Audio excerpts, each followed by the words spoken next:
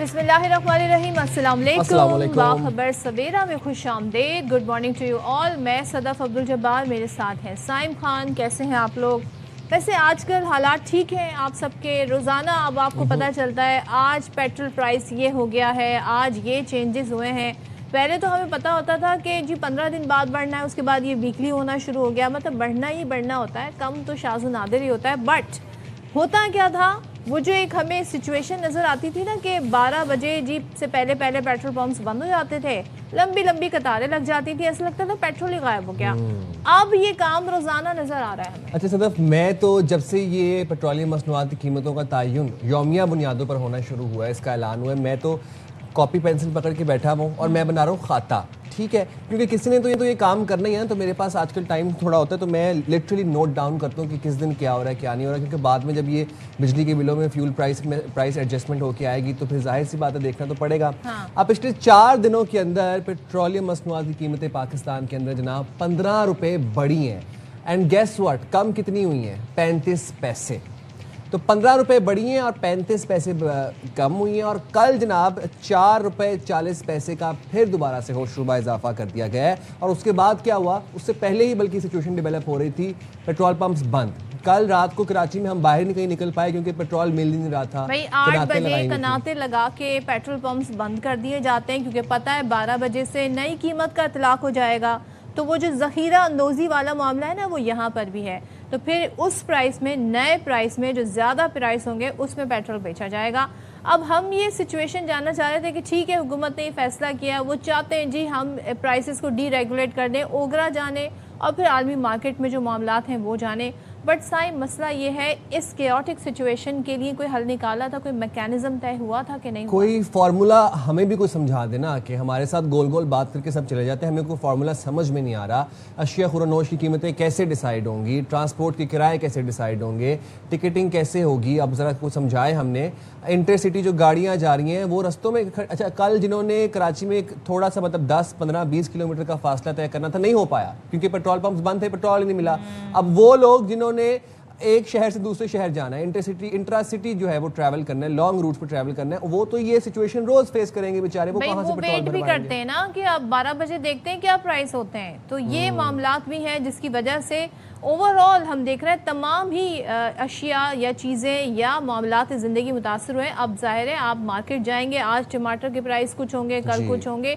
तो ये रोज़ाना की बुनियाद पर हम देख रहे हैं कि ये जो अवाम है ना, ये 15 दिन बाद जो इन्हें झटका लगता था, अब रोज़ाना की बुनियाद पे इनको ये शॉक मिलता है। आउट ऑफ कंट्रोल होता जा रहा है ना अब ये हमें लग रहा था कि चलें एक दिन महंगा होगा, एक दिन सस्ता हो जाएगा, और जब कमी होगी तो वो 3 रुपये 4 रुपये 5 रुपये उसी टेंजेंट के ऊपर कमी होगी, उसी मेट्रिक के हिसाब से। लेकिन बढ़ाते हैं 4 रुपये 5 रुपये, 3 दिन 4 दिन के अंदर 15 रुपये बढ़ गए और आप कमी देखें कि 35 पैसे। वैसे 35 पैसे में आता क्या है? मैं उस दिन से अब तक यही जानना चाह रही हूँ, आ क्या रहा है वैसे आजकल 35 पैसे की कमी क्या है? मतलब ये तो एक बराए नाम भी नहीं मैं कहूँगा, पता नहीं किस तरह की कमी है जनाब। आप पाकिस्तान में पेट्रोल आज के दिन मुझे और आप सबको मिलेगा जनाब 331 रुपए 52 पैसे फी लीटर, विच मीन्स 322 रुपए। हाई स्पीड डीजल जो है वो आपको और मुझे मिलेगा 3 रुपए 62 पैसे। वो महंगा होने के बाद अब जो है उसकी नई कीमत है 378 रुपए 66 पैसे फी लीटर। उसके बाद पेट्रोलियम डिवीजन ने नई कीमतों का नोटिफिकेशन जारी कर दिया। ये आप लोगों की अंडरस्टैंडिंग के लिए हमने साथ में ये नंबर्स एंड स्टैट्स भी आप लोगों को दिखा रहे हैं। मुसलसल चौथे रोज पेट्रोलियम मसनूआत की कीमतों में इजाफा किया गया और 4 रोज में पेट्रोल 15 रुपए 72 पैसे महंगा हुआ है। और आपको याद है कि जो पेट्रोलियम डीलर्स एसोसिएशन थे, उन्होंने पहले हड़ताल की कॉल दी, फिर वो कॉल वापस ले ली। अब ये मामला तो एक अनसर्टेनिटी का शिकार हो गया है। अब जैसे जैसे प्राइस हम देख रहे हैं रोज़ाना बढ़ ही रहे हैं, कमी नहीं हो रही। कमी होती है 35 पैसे, बढ़ते हैं जी 7 रुपये 6 रुपये 5 रुपये। तो ये अब मामला किस तरह जाके सेटल होगा? क्या इसका ट्रिकल डाउन इफेक्ट आवाम पर जो आ रहा है उसका अंदाज़ा गवर्नमेंट को है कि नहीं है? ये बड़ा अहम यहाँ पर सवाल है। और ज़ाहिर है लोग क्या रोज़ ख़ास तौर पर जो बाइक सवार हैं, जो राइडर्स हैं, जिनका रोज़मर्रा है, डेली वेजेस हैं, क्या वो रोज़मर्रा ये चेक करेंगे जी आज पेट्रोल प्राइस ये है तो आज हमने ये फेयर तय करने, आज हमने इतना किराया बढ़ाना है, और आज अगर हमने सब्जी भी मार्केट में लानी है तो उसके रेट हमने ये रखने हैं। अच्छा, पेट्रोल की हम बात करें, डीजल जनाब इस अरसे में इन 4 दिनों में जहां पेट्रोल जो है वो 15-16 रुपए महंगा हुआ, डीजल 24 रुपए پر لیٹر مہنگا ہوا ہے. آپ سوچیں اب ڈیزل کو ہم تھوڑا ذرا نا اگنور کرتے ہیں, لیکن ڈیزل جو ہے وہ بڑی گاڑیوں میں استعمال ہوتا ہے. آپ دیکھیں کہ فریٹ چارجز بڑھیں گے اور ٹرانسپورٹیشن کاسٹ بڑھے گی, گڈس ٹرانسپورٹیشن کی کاسٹ بڑھے گی. یہ سب افیکٹ جو ہے نا یہ ہم پہ آئے گا. اب عوام جو ہے نا وہ ہر روز پیٹرول بم میں جو ہے ان کے اوپر گر رہا ہے اور عوام پیٹرول کے بوجھ تلے دبے میں. لیکن صدف گیس واٹ, ایز آلویز دو بڑی جماعتیں اس ملک کی, پاکستان مسلم لیگ نون اور پاکستان پیپلز پارٹی, آپس میں لڑے جا رہی ہیں. دو تیز بیانات. یہ آپ یہ دیکھیں مسئلے یہ ہیں جس کا ذکر ابھی ہم کر رہے تھے, عوام کے یہ مسائل ہیں, ان پر بات ہونی چاہیے, ان پر ڈیبیٹ ہونی چاہیے. لیکن یہاں پر دونوں پارٹیز جو ہیں وہ کیونکہ الیکشن ہے آزاد کشمیر میں تو آپ کو پتہ ہے, تو پھر انہیں اپنی اپنی سیاست بھی کرنی ہوتی ہے, اپنے جو کہتے ہیں نا مینیفیسٹو ہے وہ بتانا ہوتا ہے. یہاں پر ہم آ کر ایسے لگتا ہے ان دونوں نے کبھی ایک دوسرے کا ساتھ ہی نہیں دیا, چاہے وہ کوئی سی بھی آئینی ترمیم ہو رہی ہو, چاہے حکومت بنانے کا معاملہ ہو, چاہے وزیر اعظم کو سپورٹ کرنا ہو, اس وقت یہ بالکل ساتھ ہو جاتے ہیں. لیکن جب اس طرح کے ایشوز آتے ہیں, جیسے کہ ہم آزاد کشمیر کی بات کریں, تو الیکشن نے ملک کا پھر سیاسی درجہ حرارت بڑھا دیا. اب بیانات میں روزانہ کی بنیاد پر تیزی آ رہی ہے. مسلم لیگ نون اور پیپلز پارٹی آمنے سامنے ہیں, بیانات کا سلسلہ جاری ہے, اور اب بات وزراء مشیر ان تک آ گئی ہے. اب ان کی سطح پر آ کر بیان دیے جا رہے ہیں. تو وزیر اعظم کے مشیر ہیں رانا ثناء اللہ, انہوں نے نام لیے بغیر پیپلز پارٹی پر 2.5 سے 3 ہزار ارب, میں کروڑ کی بات نہیں کر رہی, 2.5 سے 3 ہزار ارب کی کرپشن کا الزام لگایا. کہا یہ جو تقریریں کرتے پھر رہے ہیں نا, ان کا نام لیں تو ایک ہی چیز ذہن میں آتی ہے, اور وہ ہے کرپشن. کرپشن کے علاوہ ان کی کوئی میراث نہیں ہے. 15 سال میں صوبے کے 2.5-3 ہزار ارب روپے دبئی پہنچا دیے, اور اس پر انہیں کوئی شرم بھی نہیں آتی. یہ تو اب رانا صاحب کی آپ خود ہی انہی کی زبانی سن لیں. جو تقریریں کرتے پھر رہے ہیں ان کا نام لے تو ایک ہی چیز ذہن میں آتی ہے, کرپشن. کرپشن کے علاوہ ان کا اور کوئی ان کی جو ہے وہ میراث نہیں ہے, صرف کرپشن ہے. اور جہاں پہ ان کو اقتدار لوگوں نے دیا ہوا ہے وہاں پہ انہوں نے کرپشن کی انتہا کی ہوئی ہے. سارا پیسہ کوئی پچھلے 15 سال میں جو 2.5-3 ہزار ارب جو ہے وہاں وہ ملا ہے اس صوبے کو, وہ سارا دبئی پہنچایا ہوا ہے. چلیں یہ آپ نے سن لیا رانا صاحب نے کیا کہا. آپ کو بتا دیں کہ سینئر وزیر سندھ شرجیل نام میمن صاحب یہ کہتے ہیں کہ نون لیگ کو آزاد کشمیر میں دھاندلی نہیں کرنے دیں گے. پنجاب اور وفاق کے وزراء بڑے بڑے دعوے کر رہے ہیں, وہ کرسی چھوڑ کر الیکشن لڑیں, لگ پتا جائے گا. تو چلیں اسی پہ بات کر لیتے ہیں. اسلام آباد بیورو چیف خاور گھمن ہمارے ساتھ ہیں. خاور, اب یہ پیٹرن تو سب کو یاد ہی ہو گیا ہے کہ جب سیاسی اور انتخابی ماحول ہو تو پھر اس طرح کے بیانات ہوتے ہیں, لیکن بیانات کی جو سختی ہے میں اس پہ بات کرنا چاہتی ہوں. 2.5-3 ہزار ارب کی کرپشن کہتے ہیں رانا ثناء اللہ صاحب, کہتے ہیں ان کی لیگیسی کیا ہے, ان کی میراث کیا ہے, ایک ہی چیز ذہن میں آتی ہے وہ ہے کرپشن. دوسری جانب آپ بلاول صاحب کے بیان دیکھ لیں, یا پھر جو پیپلز پارٹی کے وزراء ہیں, فارم 47 بھی یہ انہیں یاد آ جاتا ہے ساری صورتحال میں, اور پھر ان کو وہاں کی پرفارمنس پہ یہ بات یاد آ جاتی ہے. بس یہ ہم سمجھیں کہ جی یہ صرف یہ سیزنل ہے اور یہ صرف الیکشن کی حد تک ہی ہے, باقی تو ساتھ ہی ہیں. بہت شکریہ. ایک تو صرف آپ نے اپنے سوال کا خود ہی جواب دے دی ہے کہ آپ یقین کریں یہ اتنا ایک نارمل ہو گیا ہے خاص طور پر پیپلز پارٹی اور مسلم لیگ نون کے درمیان, کہ جب بھی ابھی جمعہ 8 دن جی بی کے اندر انتخابات ہوئے, وہ مناظر بھی ہم نے دیکھے, وہاں تقاریر بھی ہم نے سنی ایک دوسرے کے خلاف, اور کافی شدید تقریریں ہوئیں. اس کے کچھ ہی دنوں بعد آپ نے دیکھا کہ محترم پرائم منسٹر شہباز شریف صاحب جو ہے صدر پاکستان محترم جو ہے آصف علی زرداری صاحب سے ملتے ہیں, اور ان کو جی بی میں انتخابات کی کامیابی کے اوپر مبارکباد دیتے ہیں. اور اس کے بعد پھر زرداری صاحب جواب میں کہتے ہیں کہ جی بیٹا کس کا ہے, بلاول نے کتنی اچھی وہاں پہ وہ جو ہے انتخابی مہم چلائی, اور وہاں پہ ان کے مسکراہٹیں جو ہیں, مسکراہٹوں بڑی تصویر جو ہے نیکسٹ ڈے آپ نے تمام اخبارات کے اندر دیکھی, ٹیلی ویژن کے اوپر بہت سارے ویڈیوز چلے. اب جو ہے یہ تقاریر سن لیں, اور اس کے بعد دیکھیے گا کہ اسی جو ہے آزاد جموں کشمیر اسمبلی کے اندر ایک دوسرے کے ساتھ مل کے یہ حکومت بنائیں گے, اور اسی اسلام آباد کے اندر یہ آپس میں مل بیٹھیں گے. ایک چیز جو سمجھ میں نہیں آ رہی نا, وہ یہ ہے کہ کیا ان دونوں حکومتی جماعتوں کو لوگوں کی تکالیف کا کوئی احساس نہیں ہے. آج آپ کسی بازار میں جائیں, کسی مارکیٹ میں جائیں, لوگوں سے پوچھیں لوگوں کا مسئلہ کیا ہے, کس انداز سے تیل کی قیمتیں بڑھ رہے ہیں, لوگ جو ہیں مہنگائی کی وجہ سے مارے ہوئے ہیں, لوگ بے روزگاری کی وجہ سے ان کے کیا مسائل ہیں. اور یہ ان کے یہ الزامات اور خدارہ ان کو اتنا بھی مطلب تھوڑا سا احساس نہیں ہوتا کہ لوگوں کو نہیں پتا کہ صدر پاکستان کا الیکشن کیا پاکستان مسلم لیگ نون کے ووٹ کے بغیر ہوا ہے, کیا اس ہے سینٹ کے جو چیئرمین ہیں یوسف رضا گیلانی صاحب وہ کیا ان کے بغیر بنے ہیں نون لیگ کے, یا کیا اس وقت جو وزیر اعظم پاکستان کے اندر شہباز شریف صاحب ہیں جو حکومت کر رہے ہیں آج, اگر اتنی زیادہ مخلص ہے پاکستان پیپلز پارٹی پاکستان کی عوام کے ساتھ اور ان کی کرپشن کے ساتھ, تو وہ علیحدہ ہو جائیں, اپوزیشن بینچز کے اوپر بیٹھ جائیں. اور کیا ہمیں نہیں پتا کہ بلوچستان کے اندر یہ دونوں جماعتیں ایک دوسرے کے ساتھ مل کے حکومت میں بیٹھی ہوئی ہیں. سو کچھ مطلب لوگوں کی سمجھ کا مجھے لگتا ہے کہ یہ امتحان لیتے ہیں اور لوگوں کو یہ سمجھتے ہیں کہ یار لوگوں کو کسی چیز کا علم نہیں ہے, لوگوں کے پاس کوئی سیاسی سمجھ بوجھ نہیں ہے, لوگ جو ہیں ان کو مطلب جو یہ بولتے ہیں ان کو سچ سمجھتے ہیں.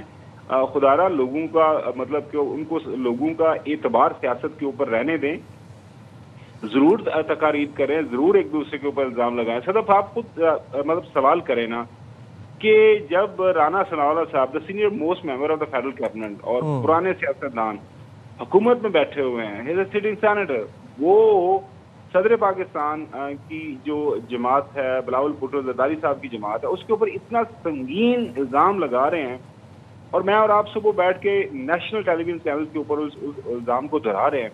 اور پاکستان کے اندر جو درجنوں ادارے ہیں جنہوں نے کرپشن کو روکنا ہے, نیب سے لے کے ایف آئی سے لے کے پتہ نہیں اور سی سی I D I C D تو پتہ نہیں ایف بی آئی, کتنے ادارے ہیں, ان کو اگر یہ اتنی کرپشن ہو رہی ہے تو رانا صاحب وزیر اعظم صاحب سے کہیں گے اسپیشل نوٹس لیں, ملک آلریڈی قرضوں کے اندر جھگڑا ہوا ہے, جائیں یہ پیسے واپس لے کے آئیں.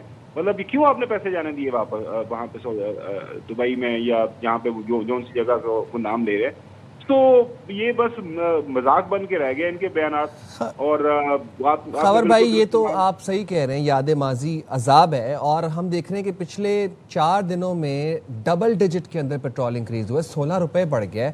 ٹماٹر لینے جاؤ, ٹماٹر 350 روپے کلو مارکیٹ میں مل رہا ہے. گندم ہے نہیں ہے ملک میں کسی کو کچھ پتہ نہیں ہے, کوئی بتا نہیں رہا.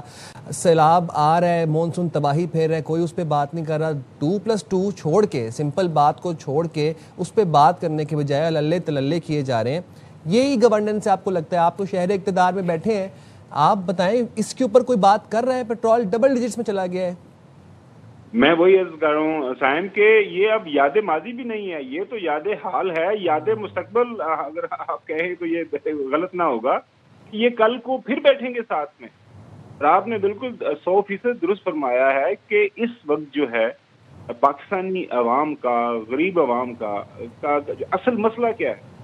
مطلب چلے اس سے پچھلی والی حکومت تھی, وہ ان کے پاس کوئی تجربہ نہیں تھا, ان کو کوئی سمجھ بوجھ نہیں تھی, وہ غلط الیکشن کے ذریعے آئے تھے, وہ تو چلے گئے. اب 5 بجٹ محترم یا شہباز شریف صاحب نے پیش کیے ہیں. ہر بجٹ سے پہلے محترم تاول کہتے ہیں کہ جی اس دفعہ کا بجٹ ہم عوام دوست بجٹ اگر نہ آیا, عوام کے انہوں نے جو ہے زخموں کے اوپر مرہم نہیں رکھا تو ہم ووٹ نہیں دیں گے. آپ نے کبھی دیکھا ہے کہ انہوں نے ووٹ نہ دیا ہو؟ بیانات. مسئلہ یہ ہے کہ سیاست ضرور کرے, کوئی پالیسی سازی کے اوپر کرے, کوئی حکومتی اقدامات کے اوپر فرض کرے. آپ پیپلز پارٹی کو نظر مان لیا جی پیپلز پارٹی وفاقی حکومت میں کابینہ کا حصہ نہیں ہے, یہ مان لیا ان کی بات صحیح ہے, درست ہے. لیکن کیا یہ بات غلط ہے؟ اس وقت وفاق کے اندر جو حکومت بیٹھی ہوئی ہے وہ اگر پاکستان پیپلز پارٹی اپنا ووٹ اس سے واپس لے لے تو وہ قائم رہ سکتی ہے؟ صحیح کہہ رہے ہیں. بتائیں ہمیں. ٹھیک ہے, نمبر 1 کیا وہی جس نے میں عرض کیا کہ درجنوں ایسے عہدے ہیں جنہوں نے آپس میں بانٹے ہوئے ہیں اور یہ اس اتحاد کی وجہ سے یہ بیٹھے ہوئے ہیں. مطلب 100 آپ بات ہوتی ہے. اب شریل میمن صاحب جو ہیں جی, وہ ان کو نہیں پتا کہ آپ کے صوبے کا جو گورنر ہے وہ اسی تقسیم جو آپس کا اگریمنٹ ہے وہ پاکستان مسلم لیگ نون کی وجہ سے وہاں پہ بیٹھا ہوا ہے. حکومت تو وہاں پہ پاکستان پیپلز پارٹی کی ہے نا. فرمائش پہ یہ کہ ہم فارمولا یاد دلاتے رہے تھے بار بار, پھر گورنر بھی چینج ہو گئے, تو یہ ساری تبدیلی ہو رہی ہے. تھینک یو سو مچ خاور گمن.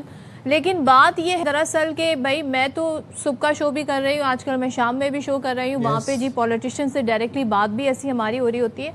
کسی کا یہ کوئی کنسرن نہیں ہے, کوئی اس ٹاپک کے علاوہ اس پہ بات نہیں کرنا چاہتا. باقی ایک دوسرے پر الزامات ہوں, الزامات بھی کوئی نئے نہیں ہیں.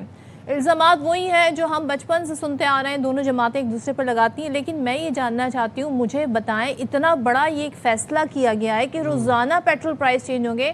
پیٹرول پرائس کا ایفیکٹ کتنا پڑتا ہے ایک عام آدمی پر، اس کی جیب سے لے کے، اس کے بجٹ سے لے کے، اس کے کچن سے لے کے، اس کے اخراجات سے لے کے تمام چیزوں پہ یہ ایفیکٹ آتا ہے. مگر اس کی کوئی سننے کو تیار نہیں ہے، اس کا حال کوئی جاننے کو تیار ہی نہیں ہے. بجلی آ نہیں رہی، پینے کا صاف پانی ہے نہیں ہمارے ملک میں، ایم ڈی کیٹ کا جو ٹیسٹ ہے اس کی جو فیس ہے وہ بڑھ گئی ہے، سیلاب آئے ہوئے ہیں، مویشی بہے جا رہے ہیں، زرعی فصلیں جو ہیں وہ زیر آب آ رہی ہیں، پورا گاؤں بہے جا رہا ہے. اللہ رحم کرے. اللہ سے اب آپ لوگ دعا مانگا کریں رحم کی. لٹرلی میں آپ کو یہ بتا رہا ہوں کہ اب دعائیں مانگیں رحم کی اللہ سے. اللہ تعالیٰ ہی کچھ کر سکتے ہیں، ہمارے حال پہ رحم کر سکتے ہیں. ہمارے ورنہ جو ہمارے ایوان اقتدار میں بیٹھے ہیں، جو ہمارے حکمران ہیں، وہ تو کوئی کسر نہیں چھوڑے. ان کے اپنے مسائل ہیں، ان کی اپنی ڈیبیٹس چل رہی ہیں، ان کے اپنے ایشوز چل رہے ہیں، سیاسی باتیں ہو رہی ہیں. پیٹرول 16 روپے بڑھ گئے. میں بار بار آپ کو بتاؤں گا، میں مینشن کرواتا رہوں گا کیونکہ اس پہ کوئی بات ہی نہیں کر رہا. اچھا، اور دیکھیں اب جب یہ الیکشن ہوں گے کمپلیٹ تو پھر دیکھیں گے یہ سیاست پھر کیا رخ اختیار کرتی ہے. پھر ساتھ بیٹھے ہمیں نظر آئیں گے اور پھر بڑے ہنسی خوشی ہم چاہتے ہیں ہنسی خوشی نظر آئیں، لیکن عوام کے لیے آواز تو اٹھائیں. چلیں جی آگے بڑھتے ہیں. اور جب بات ہو رہی ہے عوام کی تو ہمارے پڑوس میں ملک ہے بھارت، وہاں کی جو یوتھ ہے، وہاں کا جو جینزی ہے وہ باہر نکل آیا ہے. اور معاملہ تھا جی اسٹوڈنٹس کا، تعلیمی اداروں میں اصلاحات کے حوالے سے. لیکن اب اس میں جب کسان جو پارٹی ہے وہ بھی ساتھ آ گئی، پھر اپوزیشن بھی آ گئی، تو اب اس کا جو ایک کہتے ہیں نا مومنٹم جو ہے، اس کا میگنیٹیوڈ جو ہے وہ بہت بڑھ گیا ہے. میں یہاں پر بات کر رہی ہوں بھارت کی میں کاکروچ جنتا پارٹی کا. اور ان کا احتجاج اب باقاعدہ انٹرنیشنلی بڑا اس وقت ہے نا توجہ حاصل کیا ہوا ہے. لمبی خاموشی کے بعد اب نریندر مودی کا موقف بھی سامنے آ گیا ہے. مودی نے گھٹنے ٹیک دیے ہیں. طلبہ کے شدید احتجاج پر مودی نے جی تھوڑا کہتے ہیں نا اپنا ذرا انداز بدلنے کی کوشش کی اور کہا ہے کہ طلبہ کے مفادات کا تحفظ حکومت کی ترجیح ہے. نوجوانوں کی فلاح و بہبود انتہائی اہم ہے اور پرچہ لیک کرنے کے ذمہ داروں کو سزا دینے کے لیے فاسٹ ٹریک عدالتیں قائم کرنے کا بھی انہوں نے اعلان کر دیا ہے. ساتھ ہی امتحانی اصلاحات کا اندیا بھی دیا ہے. اور لیکن اسٹوڈنٹس کہتے ہیں جی وہ وزیر تعلیم جو ہے نا جب تک وہ مستعفی نہیں ہوں گے، دھرمیندر پردھان. اچھا 2-3 میں آپ کو اپڈیٹس دے دوں. ایک تو سونم وانگ چک جو کہ 26 دن بعد انہوں نے اپنی بھوک ہڑتال توڑ دی اور فائنلی ان کے ساتھ کچھ مذاکرات ہوئے جس کی وجہ سے انہوں نے کچھ کھا پی لیا. ایک تو یہ بات ہے. دوسری بات یہ ہے کہ گودی میڈیا آپ چیک کریں is at its worst. Arnab Goswami سے لے کے اور لیفٹ رائٹ ہی جتنے انجنا چترا وغیرہ تھیں، یہ پتہ کیا بات کر رہی ہیں؟ کہہ رہی ہیں کہ جو بچے ہیں جو کہ انڈینز ہیں، ان کے اپنے بچے ہیں، یہ کہہ رہے ہیں کہ یہ پاکستان سے فنڈڈ ہیں، ان کو فنڈنگ آ رہی ہے پاکستان سے. آپ سوچیں کہ یہ لوگ یہ بیانیاں بنا رہے ہیں اپنے ہی ملک کے بچوں کے خلاف. جب یہ بات ان سے سوال پوچھا جاتا ہے وہ جو اس کا جواب دیتے ہیں وہ نہیں دکھاتا ان کا میڈیا. جی وہ نہیں دکھاتا گودی میڈیا. اور دیکھیں جنگلوں کا بھی کوئی دستور ہوتا ہے نا، کوئی وہاں پہ بھی کوئی قانون ہوتا ہے. چھوٹے چھوٹے بچوں پہ لاٹھی چارج، آنسو گیس کے شیل ایسے مارے ہیں جیسے وہ کوئی دہشت گرد ہیں. اور سلام ہے ان بچوں کو کہ ڈٹ کے کھڑے. بھائی بڑا حوصلہ ہوتا ہے لوگوں کا، لیکن بچوں کا عزم اور ان کا حوصلہ کسی اور ہی لیول کے اوپر ہے. اچھا بہار کے اندر واٹر کیننز لے آئے پولیس والے، جو ڈیلی پولیس ہے، انہوں نے تو وہاں پہ ڈانس ہی کرنا شروع کر دیا تھا. انہوں نے انجوائے کرنا شروع کر دیا. گرمی بہت ہے اور پانی پھینکو، ضرورت دیکھتے ہیں. دکھاتے ہیں. یہ دیکھیں جی اب آپ، یہ باقاعدہ واٹر کینن سے پانی پھینکا جا رہا ہے اور یہ لوگ ڈانس کر رہے ہیں. بہاریز ہیں، فیسٹیول ہی بنا دیا انہوں نے. ایگزیکٹلی. اور آپ یہ دیکھیں کہ واٹر کیننز کی جو ہوتے ہیں نا، ان کی بڑا پریشر سے پانی آتا ہے، یہ استعمال کیا جاتا ہے بڑے بڑے مظاہروں میں لوگوں کو عوام کو منتشر کرنے کے لیے. لیکن یہ یہاں پہ ڈانس کر رہے ہیں اس کے اندر. They are literally enjoying it. اب بات کا مقصد یہ ہے کہ they are prepared for it. اور یہ پھر وہی بات ہے کہ وہ اس چیز کا عوام جو تھے، جو اسٹوڈنٹس ہیں انڈینز، وہ اس دن کا انتظار کر رہے تھے کہ کب وہ باہر نکلیں، کب وہ اس بی جے پی کی فاشسٹ حکومت سے اپنی جان چھڑوائیں. مانگتے ڈیمانڈ وہ صرف دھرمیندر پردھان کا استعفیٰ کرتے ہیں. یہ آپ دیکھیں، یہ والے مناظر ہمیں انڈیا سے دیکھنے کو مل رہا ہے اس وقت. جی عوام کا یہ حال ہے. مودی کیا یہ شائننگ انڈیا ہے؟ پولیس اور عوام کے درمیان آپ یہ دیکھ رہے ہیں کس طرح کی ایک طریقے سے نوک جھوک جاری ہے. اور پبلک وہاں پہ کہہ رہی ہوتی ہے پولیس سے آپ واٹر کینن لے کر آئیں، آپ آنسو گیس کی شیل نہیں لے کر آئے. تو یہ جو احتجاج ہے اس کا دائرہ ہم دیکھ رہے ہیں بھارت کے بہت سارے شہروں تک پھیل گیا ہے اور لوگ اب کہتے ہیں نا بے خوف ہو کر سامنے آ رہے ہیں. سرپرائزنگلی جو سیلیبریٹیز ہیں، جو بالی ووڈ اسٹارز ہیں وہ بھی اب ہمیں آواز اٹھاتے نظر آ رہے ہیں. جو مودی کی وجہ سے ڈر کر خاموش بیٹھے تھے, اب آپ دیکھیں شبانہ اعظمی ہو گئی, وہ تو باقاعدہ ان پروٹیسٹ میں حصہ لیتی ہیں. سوناکشی سینہ کو میں نے دیکھا, وہ آ کے اپنے ہی میڈیا پر برس رہی تھی, کہنے لگی میڈیا جو ہے وہ آپ کو کچھ نہیں دکھائے گا, سب کچھ آپ کو سوشل میڈیا سے ہی ملے گا, تو سوشل میڈیا پر فالو کریں. انہوں نے کہا دیکھیں میں کسی پارٹی کی حمایت نہیں کر رہی, لیکن جو صحیح ہے وہ صحیح ہے, جو غلط ہے وہ غلط ہے. تو جناب, all the baddies are protesting in India against BJP, against Modi and against شکشا منتری جو کہ ایجوکیشن منسٹر ان کو ہم کہتے ہیں, اور ان کا نام ہے دھرمیندر پردھان, اور ان کا استعفیٰ کا مطالبہ کر رہے ہیں. جو پلیکارڈز دیکھنے کو مل رہے ہیں, جو اچھا وہ انہوں نے پلیکارڈز جو ہے نا بچوں نے وہ میمز بنا دیے انہوں نے, اور ایسے ایسے نعرے لگا رہے ہیں, ایسے ایسے نعرے لگا رہے ہیں. ایک تو بچہ یہ کہتا ہے کہ چائے کی کیٹلی پکڑنے والے بندے کے ہاتھ میں پورا ملک پکڑا دو گے تو وہ پھر یہی ہوگا اس ملک کا حال, اور وہ ہم دیکھ بھی رہے ہیں بائی دا وے کہ کیا ہو رہا ہے. چلیں جی, یہ تو ہم نے آپ کو انڈیا کے بارے میں بتا دیا کہ وہاں پر کیا حالات ہیں, روزانہ اس پر بڑی اپڈیٹس آ رہی ہوتی ہیں, انٹرنیشنل یہ بڑا ڈسکس ہو رہا ہے. لیکن ہم ذرا واپس آتے ہیں, بات کرتے ہیں. اس سے پہلے ہم یہ بات کر رہے تھے کہ اصل مسئلہ ہے عوام کے ایشوز, اور ان ایشوز میں شامل ہیں, اب آپ دیکھیں ہمارے ملک میں بھی کلائمیٹ چینج کے اثرات ہیں, جس طرح کی بارشیں ہو رہی ہیں, جس طرح کی اس کی تباہ کاریاں ہو رہی ہیں, کیا ہم نے اس کے لیے کیا ہے اب تک, ذرا اس پہ ہی بات کریں گے. لیکن ذرا آپ کو لاہور کی سچویشن بتا دیں. لاہور اس وقت مانسون میں گھرا ہوا ہے, اور 21 جولائی سے ہم دیکھ رہے ہیں تباہ کن جو سلسلہ ہے مانسون کا اسپیل جو ہے وہ جاری ہے. بارش اس قدر زیادہ ہو رہی ہے کہ اس دوران سڑکیں, گلیاں, آپ کو ایسا لگے گا جیسے کوئی نہر ہے, کوئی دریا ہے. خاص طور پہ جو ہمیں نشیبی علاقے کو اگر دیکھیں تو وہاں پہ جو پوش علاقے بھی ہیں ان کا بھی فرق ختم ہو گیا ہے. ڈیفینس میں تو لوگ کشتیاں لے کر نکل آئے ہیں, اور گزشتہ روز ہم نے دیکھا کہ ایک اسپیل میں سب سے زیادہ بارش ایئرپورٹ کے علاقے میں 263 ملی میٹر ریکارڈ کی گئی. گلبرگ, والٹن, تاجپورہ, گوال منڈی, اقبال ٹاؤن, مغل ہربنس پورہ ٹاؤن شپ سمیت شہر کے مختلف علاقے پانی میں ڈوب گئے. اچھا یہ چلے ہربنس پورہ ٹاؤن شپ, مغل پورہ, اقبال ٹاؤن, ٹھیک ہے. میں نے اپنی زندگی میں لاہور میں رہتے ہوئے ڈیفینس میں اتنا پانی نہیں دیکھا تھا جتنا اس سال آ رہا ہے. اور ڈیفینس کیا, گلبرگ میں کے علاقے میں بھی, اور یہ پوش علاقے ہیں نا لاہور کے, ان میں لوگوں کے گھروں کی بیسمنٹس کے اندر پانی بھر گیا ہے. آپ یقین کریں کہ لوگوں کی آدھی گاڑیاں ڈوبی ہوئی ہیں. ایسے مناظر سوشل میڈیا پہ دیکھنے کو مل رہے ہیں. خیابان فردوسی جو کہ ابھی پچھلے سال ہی بنی تھی لاہور کے اندر, بڑی زبردست شاہراہ بنی تھی, وہ ایک سال بھی نہیں نکال پائی, اس میں اتنے بڑے بڑے گڑھے پڑ. یہ آپ دیکھیں, یہ کین یو امیجن دس, یہ ابھی یہ سڑک جو ہے یہ ایک سال پہلے بنی ہے, اور پہلی بارش ہے, اور پہلی بارش کے اندر اس میں اتنا بڑا گڑھا پڑ گیا ہے. تو یہ تو ہمارے لیے تو خیر یہ مناظر دیکھے سے لگ رہے ہیں, ہم کراچی میں دیکھتے ہی رہتے ہیں, لیکن لاہور میں دیکھ کے بڑا سرپرائز ہو رہا ہوں میں. انڈر پاس اگر آپ دیکھیں نا تو انڈر پاس کی جو بالکل اوپر ٹاپ ہے چھت تک, وہاں تک پانی جمع ہے. اس کے علاوہ یہ دیکھیے انڈر پاس کے مناظر ہے. اب یہاں سے پانی کا نکاس جب تک نہیں ہوگا تو امپاسبل ہے کہ یہاں سے گاڑیاں جو ہیں وہ گزر سکیں. موٹر سائیکل خراب ہو رہی ہے. سب سے زیادہ افیکٹ ہمارے جو بائک سوار ہیں ان کو ہوتا ہے. اچھا, پنجاب میں مختلف حادثات بھی ہوئے, اس میں 21 شہری جاں بحق ہو گئے اور 150 سے زیادہ زخمی ہوئے.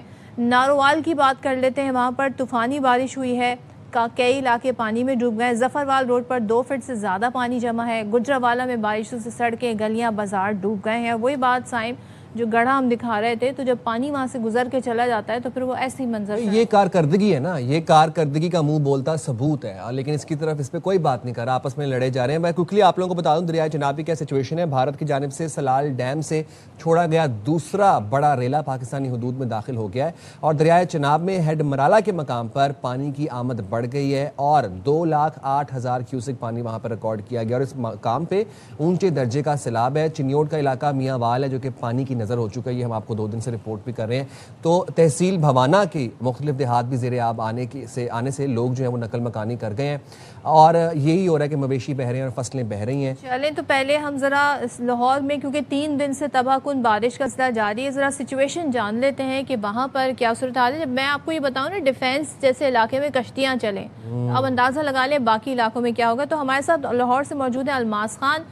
الماس, thank you so much join کرنے کے لیے. پہلے تو بتائیے گا صورتحال کیا ہے, جن علاقوں میں پانی جمع تھا وہاں پر کیا صورتحال ہے, سب سے زیادہ کون سے علاقے متاثر ہیں؟ بالکل جی, ساری خبر تو آپ نے اپنے ناظرین کو, سامعین کو دے دی خبر, لیکن جو سائم نے ابھی بات کی خیابان فردوسی کی, میں اس کی ذرا کریکشن یہ کرنا چاہتا ہوں کہ یہ سڑک ابھی کمپلیٹ نہیں ہوئی. اچھا سائم, یہ سڑک ابھی کمپلیٹ نہیں ہوئی, اور اسے 1.5 سال سے زائد عرصہ ہو گیا ہے. اس سڑک بنانے کی پہلے وجوہات میں بتا دیتا ہوں کہ ضرورت کیوں پیش آئی سڑک کو. یہ پہلے بھی موجود تھی یہاں پہ. اس سڑک کی وجہ یہ تھی کہ اس سڑک سے پرلی طرف یعنی دوسرا جو اس کا ٹریک ہے وہاں پہ انڈر گراؤنڈ اس کے سیور پائپ تھے. سیور پائپ ہر ایک مہینے کے بعد یا 1.5 مہینے کے بعد وہ لیکیج اس کی ہونی اور اس کے بعد وہ سڑک وہاں سے بیٹھ جانی. جیسے یہ گڑھا میری پیچھے یا کب میں اس طرح کا ہے تو وہ سڑک بیٹھ جانی. تو ایک سال میں تقریباً 12 مرتبہ وہ اس سڑک پہ گڑھا پڑتا تھا. یہ خبر جب حکام بالا تک پہنچی تو وہ یہاں پہ انہوں نے کہا کہ وزیر اعلیٰ کی بات کر لیتا ہوں جی. وزیر اعلیٰ تک بات پہنچی تو انہوں نے کہا کہ میں اس سڑک کو عصر نو تعمیر کرواؤں گی اور جو یہ سیور لائن ہے اس کو سڑک سے اس طرف یعنی جہاں پہ اس وقت میں کھڑا ہوں یہاں پہ بنایا جائے. سیور لائن بچ گئی, سڑک بن گئی. اب یہ سڑک کمپلیٹ نہیں ہوئی, تقریباً 500 میٹر کا یہ پیچ ہے یہاں پہ ابھی کارپیٹنگ باقی ہے اور 2 ارب روپے سے زائد اس پر لاگت آ گئی. لیکن یہ موسم کی پہلی موسلا دھار بارش ہوئی. یقیناً قدرت پہ تو کوئی زور نہیں ہے, کسی کا زور نہیں ہے. بارش ہوئی اور بارش کے بعد یہ کارکردگی جو سائم کہہ رہے تھے یہ کارکردگی کا منہ بولتا ثبوت ہے کہ ابھی سڑک کمپلیٹ نہیں ہوئی. آپ نے 2 ارب روپیہ لگا دیا. یہ صرف 3 گڑھے آپ کو میرے 500 میٹر میں 3 گڑھے نظر آ رہے ہوں گے. یہ صرف 3 نہیں ہے, یہ تقریباً کوئی 3.5-4 کلومیٹر کی یہ سڑک ہے اور اس پہ تقریباً 12 گڑھے. یہ مجھے بتائیں چلیں خیابان فردوسی پھر چلیں ہم کہہ رہے ہیں کہ سم واٹ کسی ایک پورش علاقے میں آ جاتی ہے. آپ مجھے بتائیں ذرا ہربنس پورے کا مجھے بتائیں, آپ جو یہاں پہ شالامار باغ کا, مجھے آپ بھگوان پورے کا بتائیں وہاں پہ کیا سچویشن ہے. بالکل سائم, 2 لاہور میں انڈر پاسز وہاں پہ بند ہوئے اس بارش کی وجہ سے. ہربنس پورے کا جو انڈر پاس تھا وہ صرف 2 گھنٹے کے لیے بند ہوا اور 2 گھنٹے میں اس کا پمپ آؤٹ کر دیا گیا پانی سارے کا سارا. اور دوسرا وہاں پہ سویلین ورک فورس کی اس کی جورسڈکشن میں نہیں آتا, وہاں پہ ذرا تھوڑی دیر میں پانی اترا اور وہ پانی اس وقت دونوں جو انڈر پاسز ہیں وہاں سے اتر چکا ہوا ہے. لیکن لاہور میں اتنی زیادہ بارش ہوئی کہ بہت زیادہ بارش ہونے کے بعد کوئی ایسا گلی محلہ نہیں تھا جہاں پہ پانی نہ ہو. لیکن وہ پانی بہت جلدی 1-2 گھنٹوں میں جیسے وزیر اعلیٰ نے کلیم کیا ہے. ٹھیک ہے الماس, بہت شکریہ, آپ سچویشن سے اپڈیٹ کر رہے تھے. چلیں اس پر ہم مزید بھی بات کر لیتے ہیں. ہمارے ساتھ اس وقت موجود ہیں وزیر ہاؤسنگ پنجاب بلال یاسین صاحب. تھینک یو سو مچ بلال صاحب جوائن کرنے کے لیے. تھوڑا ہم یہ جاننا چاہ رہے ہیں, ظاہر ہے مانسون سیزن ہے اور مسلسل جب بارش ہو تو منظر بھی ایسے ہی دیکھنے کو ملتے ہیں, لیکن تیاری بڑی کی گئی تھی پنجاب میں. ہم نے دیکھا بڑی بریفنگ بھی ہوئی تھی وزیر اعلیٰ پنجاب نے بھی. لیکن اس وقت جو سڑکیں منظر پیش کر رہی ہیں, کیا سمجھتے ہیں آپ یہ چیلنجز ہیں, کیسے نمٹیں گے اس سے؟ آپ کا بہت شکریہ صدف. میں نے آپ کا سائم صاحب کا انٹرو بھی سنا اور انفارچونیٹلی میں الماس بھائی کا جو انہوں نے جو رپورٹنگ کی ہے وہ نہیں سن سکا. مجھے آپ کے انٹرو میں جو چیزیں میں نے جو پک کی ہیں, آپ نے 3 چیزوں پہ بہت زیادہ فوکس رکھا. ایک آپ نے کہا جی کہ روڈ پہ بہت بڑا گڑھا پڑ گیا, ایک چیز. دوسرا آپ نے ایک انڈر پاس کو بار بار دکھایا کہ جی انڈر پاس پانی کے ساتھ مکمل طور پہ فل ہے. تیسری چیز آپ نے یہاں پہ ڈسکس کی کہ کشتی چل گئی ڈیفنس کے ایریا میں. تو میں آپ سے ریکویسٹ یہ کروں گا کہ جو اور ساتھ ہی ساتھ چوتھی ایک چیز میں نے نوٹس کی ہے کہ آپ نے کہا کہ جی لاہور کی شہروں میں پانی موجود ہے. یہ پرانی بات ہے, 4 دن مسلسل پانی جو یہاں پہ بارش کے بعد 500 ملی میٹر کے قریب بارش ہوئی اور اس کو الحمدللہ اللہ تعالیٰ کی مہربانی سے اور مریم نواز شریف کے ویژن کے مطابق اس کو ہم 3 گھنٹوں میں, 2.5 گھنٹوں میں, 4 گھنٹوں میں کلیئر کرتے رہے. 500 ملی میٹر بارش کسی بھی فرسٹ ورلڈ کنٹری میں بھی ہو جائے نا تو اس کو دنوں پہ جاتا ہے اس کو ڈی واٹر کرنا. آپ 3-4 دن کا مجموعی نمبر بتا رہے ہیں یا کسی مخصوص علاقے میں ہونے والی؟ نہیں, میں مجموعی طور پہ بتا رہا ہوں کہ 4 دنوں میں 500 ملی میٹر سے زیادہ بارش ہے. کل لاہور میں ایک جگہ پہ جہاں پہ آپ نے کہا کہ جی کشتی چل گئی, وہاں پہ 250 ملی میٹر 260 ملی میٹر بارش تھی. یہ جو میں آپ کو فگر بتا رہا ہوں نا, یہ کسی بھی ملک میں, یہ نیو یارک میں ہو یا نیو دہلی میں ہو, اس کو مینج کرنے میں دن لگتے ہیں. مگر یہ اتنی بڑی انویسٹمنٹ یہاں پہ ہوئی ہے اور پورا سال اس کی پریپریشن ہوئی ہے کہ اللہ کی مہربانی سے 2.5 سے 3 گھنٹے میں لاہور کو اور پورے پنجاب کے جو شہر جو فیکٹریز تھے ان کو کلیئر کیا گیا. میں آپ کو کوڈ کر سکتا ہوں کہ یہ 3-4 دنوں میں سینٹرل پنجاب میں, اس میں گجرانوالہ, گجرات, سیالکوٹ, نارووال, اوکاڑا, لاہور, شیخوپورہ, قصور, یہ سارے ایریا میں یہ اس کا انکیچمنٹ ایریا تھا. یہاں پہ 500 ملی میٹر بارش ہوئی ہے اور اللہ کا شکر ہے کہ کوئی زندگی اس پہ رکی نہیں ہے کہ ادھر بارش ہوتی تھی اور 2 گھنٹوں 2.5 گھنٹوں کے بعد ٹریفک رواں دواں ہوتی تھی, اور مسلسل یہ 4 دن اس کا اسپیل جاری رہا ہے, پوری رات بارش رہی ہے. تو میں آپ سے بتانا چاہتا ہوں کہ ہماری پریپریشن یہ تھی کہ اس کا پورا ایک سال پوری اس پہ ایفرٹ ہوئی. 6.5 لاکھ میٹرک ٹن جو سالڈ ویسٹ ہے نا اس کو ڈسپوز آف کیا گیا ہے. اس میں 7,000 کلومیٹر اوپن ڈرین سی نا ان کو ڈی سیلڈ کیا گیا, لاکھوں مین ہولز کو ڈی سیلڈ کیا گیا. میں آپ کو بتانا چاہتا ہوں کہ اس پہ ہاؤسنگ سیکٹر میں اور لوکل گورنمنٹ میں 500 بلین کی انویسٹمنٹ ہے. وہ خیابان فردوسی کا جو گڑھے کی بات کری ہے نا, وہاں پہ ایک بہت بڑا ٹرنک سیور لگ رہا ہے جو پچھلے 3 ماہ سے لگ رہا ہے. آپ کو پتا ہے کہ اتنی بڑی بارش کے بعد وہ جو مڈ ہوتی ہے جب سیٹل ہوتی ہے تو اس میں گڑھا آنا بڑی نیچرل سی بات ہے, بٹ یہ نہیں ہونا چاہیے تھا. ٹائمنگ میٹر کرتے ہیں بلال صاحب. جب مانسون سیزن ہے, بارشیں ایسی ہونی ہیں اور پنجاب میں ہوتی بھی ہیں, تو پھر ایسے ٹائمنگ میں یہ والے کام اس کی شیڈیول ٹائمنگ سٹارٹ ہوئے. یہ صدف ابھی سٹارٹ نہیں ہوئی, یہ پچھلے 3 سے 4 ماہ سے کام سٹارٹ ہے. یہ جو پنجاب ڈیولپمنٹ پروگرام ہے یہ پچھلے 4-5 ماہ سے جاری ہے, اور اسی کی وجہ سے آج آپ جو رزلٹ دیکھ رہے اور آپ جو کہہ رہے تھے کہ جی لاہور میں اس طرح سے ندی نالوں کا منظر ہے, یہ بارش کے 1 گھنٹے بعد تھا. اس کے بعد 1 گھنٹے کے بعد یا 1.5 گھنٹے کے بعد یا میکس 2-2.5 گھنٹے کے بعد ٹریفک رواں دواں تھی. یہ لاہور کے لوگوں بلال صاحب, لاہور میں تو نکاسی, ٹھیک ہے, لاہور میں تو آپ بتا رہے ہیں کہ نکاسی آپ بڑی افیکٹولی اور ایفیشینٹلی چل رئی ہے.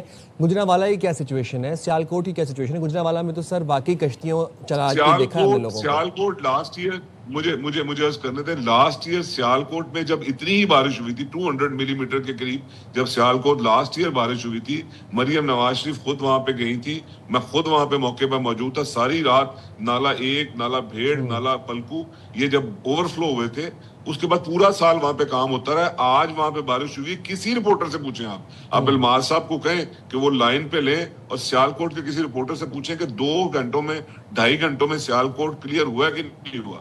اسی طرح میں اوکاڑا کی بات کروں گا, اسی طرح میں یہ جو گجرات ہے اس کی بات کروں گا. 3 دن وہاں پہ پانی کھڑا رہا تھا, لاسٹ ایئر کی بات کر رہا ہوں. 3 دن پانی کھڑا رہنے کے بعد ہم نے ڈسپوز آف کیا تھا. آج کانفیڈنٹلی کہتے ہیں, کسی سے پوچھیں آپ. کل چیف منسٹر مریم نواز شریف نے بہت زیادہ سراہا ہے, خاص طور پہ میں آپ کو بات کر رہا ہوں گجرات کی, جہاں پہ 3 دن پانی کی پونڈنگ رہی تھی. وہاں پہ اللہ کی مہربانی سے 3 گھنٹوں میں شہر کو جو ہے نا ڈی واٹر کیا گیا. یہ جو آپ مناظر دیکھ رہے ہیں, جو آپ کی اسکرین پہ میں دیکھ رہا ہوں, بالکل ہوں گے. ایک تو پرانے شہروں پہ, ایک تو سوشل میڈیا کا دور ہے, ہر بندہ میمز بنانے کی دوڑ میں لگا ہوا ہے. کسی لوگوں کو پتہ ہی نہیں ہے کہ اس وقت آن گراؤنڈ جو پرفارمنس ہے کچھ اور ہے, اور جو آپ میمز دکھا رہے ہیں یا جو اپنے سوشل میڈیا کو آپ یوز کر کے اپنا تھوڑا سا انجوائمنٹ کا آپ نے سبب بنایا ہوا ہے, وہ پرانی فوٹیجز ہیں. آج آپ چیک, جی بالکل, یہ سوشل میڈیا کے مناظر نہیں ہے. یہ ظاہر ہے آپ ڈیٹ ویری کر سکتی ہیں, بٹ یہ مناظر جی اسی وقت ہیں. جی مجھے اسی وقت تو ہو سکتے ہیں, میں اس کو ڈینائل تو نہیں دے رہا. جب 500 ملی میٹر بارش ہوئے گی تو آپ نیو یارک میں بھی جاؤ گے نا, تو آپ کو میں ہوا میں بات نہیں کر رہا, میں نے دنیا دیکھی ہے. جب آپ بارش ہو رہی ہوئے گی اس کے فوری بعد یہ فوٹیجز اسی طرح کی ہوئیں گی. چیلنج یہ ہوتا ہے کہ اگر بارش ہوئی ہے اور پونڈنگ ہوئی ہے تو کیا آپ کے پاس یہ پوزیشن موجود ہے, آپ کے پاس یہ اتنی کیپیسٹی ہے کہ اس کو آپ ڈی واٹر کر دو. الحمدللہ آج مریم نواز شریف نے پنجاب میں یہ اسٹرینتھ دے دی ہے. اس میں 1000 سے زیادہ نئی مشینری, ماڈرن مشینری کے ساتھ یہ ساری آپریشن کو نا ہم رن کر رہے ہیں. میں نے آپ کو جو فگر بتائی ہے 500 بلین کے ڈیولپمنٹ ورکس پنجاب میں ہاؤسنگ میں اور لوکل گورنمنٹ میں آن گوئنگ اسکیم کے ذریعے چل رہے ہیں. یہ جو آپ کو خیابان فردوسی کا جو آپ کو بات کر رہا ہوں, یہ 5 بلین کی اسکیم ہے, 5 ارب روپے کی اسکیم ہے یہ. اور اس کو کہ 1 دن میں یا مہینے میں تو ہو نہیں جانا. ہاں ٹھیک ہے, وہ گڑا پڑا, میں نے آپ کو کہا ہے کہ جب اتنی بڑی بارش ہو جائے تو اس میں مڈ کا سیٹل ہونا ہے بڑی نیچرل سی بات ہے, جو نہیں ہونا چاہیے, اس کا کوئی ایکسکیوز نہیں ہے. بٹ یہ 3-4 چیزوں کے علاوہ میں بھی 2 دن سے دیکھ رہا ہوں, میڈیا کو بھی دیکھ رہا ہوں, سوشل میڈیا کو بھی دیکھ رہا ہوں, کل میں نے میڈیا سے بات بھی کی ہے, تو مجھے بھی ان 3-4 چیزوں کے علاوہ کوئی چیز نظر نہیں آئی. ایک گڑا دکھاتے ہیں, ایک اپنے پاس دکھاتے ہیں, اور ایک کہتے ہیں جی کہ وہ تو ڈیفینس میں کشتی چل گئی. देखें इसके अलावा भी तो मुझे बताएं ना कि मैं इसके अलावा भी मैं कहता हूँ कि लोकल इश्यूज होंगे। चलिए अच्छी बात है आप इन तमाम चीज़ों को मॉनिटर कर रहे हैं बिलाल साहब, और फिर जो गवर्नमेंट मशीनरी वो तमाम तर तरीके से इस्तेमाल भी हो रही है। मकसद हमारा ये है कि अगर कहीं पे कुछ चैलेंजेस हैं तो उसके बारे में आपसे जान सकें, जिसका आपने बल्कि डेली बेसिस पे चीफ मिनिस्टर मरियम नवाज शरीफ इसका फॉलो अप लेती हैं और हम बहुत कॉन्फिडेंट हैं कि इस तरह के कई और भी चैलेंजेस आएंगे तो उनको हम निमटने की हमारे पास सलाहियत भी मौजूद है और इस पे हमारे पास उसकी सपोर्ट भी मौजूद है। जबरदस्त, thank you so much Bilal साहब, बहुत शुक्रिया आपका। हम जाएंगे छोटी सी ब्रेक पे, हाजिर होंगे ब्रेक के बाद। Stay there with us.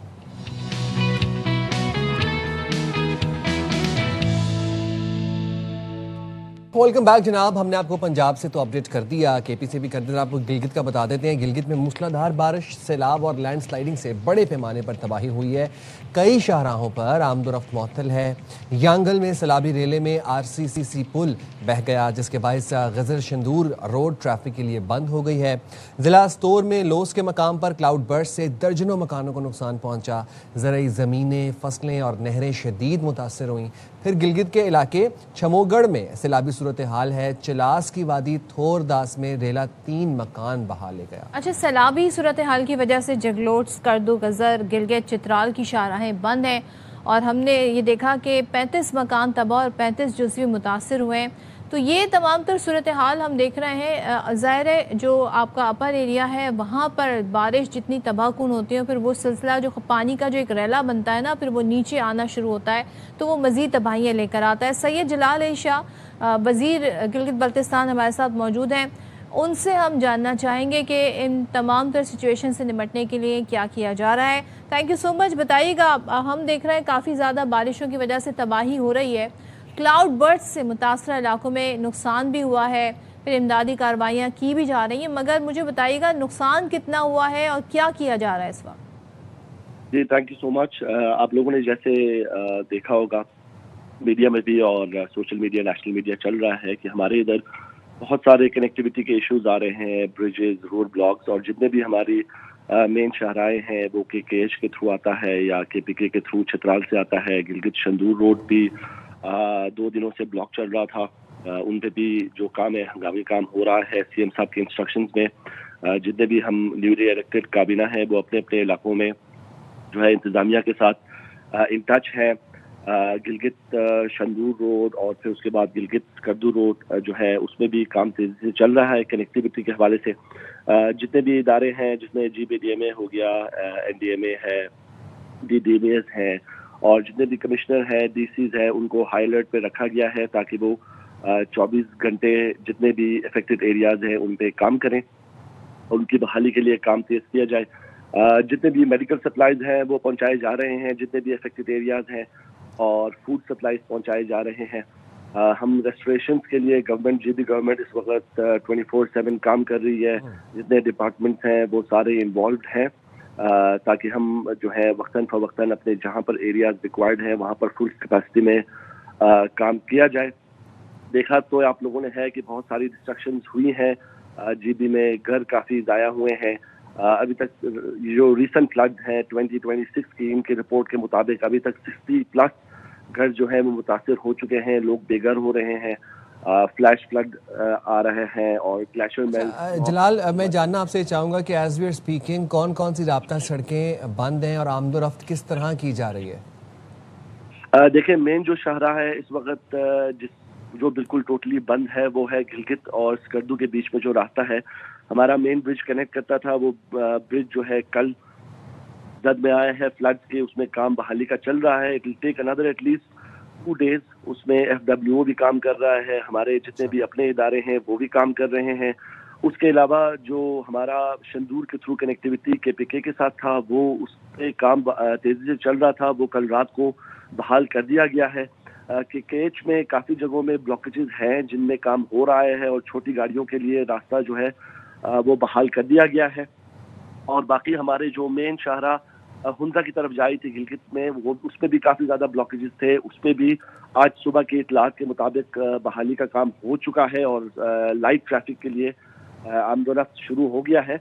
इस वक्त जो मेन हमारा इशू जो कम्प्लीटली ब्लॉक हो चुका है वो बल्तिस्तान रीजन है, जिसपे एक मेन हमारा ब्रिज कनेक्ट करता था to the rest of Pakistan.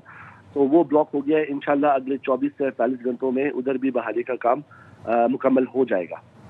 ٹھیک ہے انشاءاللہ, let's hope so. Thank you so much, بہت شکریہ ہمارے ساتھ موجود تھے, بہت شکریہ. اچھا جی, ذرا بات کر لیتے ہیں کرکٹ کے حوالے سے. بڑے دنوں سے ہم کرکٹ کو مس کر رہے تھے, بیچ میں فیفا ورلڈ کپ بھی آ گیا تو وہاں ساری ٹینشن چلی گئی تھی. پاکستان اور ویسٹ انڈیز کے درمیان پہلا ٹیسٹ میچ کل سے شروع ہونے والا ہے, اور یہ جناب 2 ٹیسٹ میچز کی سیریز ہے. اب چیمپئن شپ کہتے ہیں نا, ٹیسٹ چیمپئن شپ کا حصہ قومی ٹیم میں بابر اعظم کی قیادت میں بڑے عرصے بعد ہم دیکھ رہے ہیں, 3 سال بعد یہ ٹیسٹ میچ ہونے جا رہا ہے. اور شاہینوں نے آخری بار 2023 میں سری لنکا کو اسی کی سرزمین پر شکست دی تھی ٹیسٹ میچ میں. تو دیکھتے ہیں جی آفٹر شان مسعود بابر اعظم کیا کرتے ہیں. چلیں جی, توصیف احمد سابق کرکٹر ہمارے ساتھ موجود ہیں. توصیف بھائی, long time, good morning you.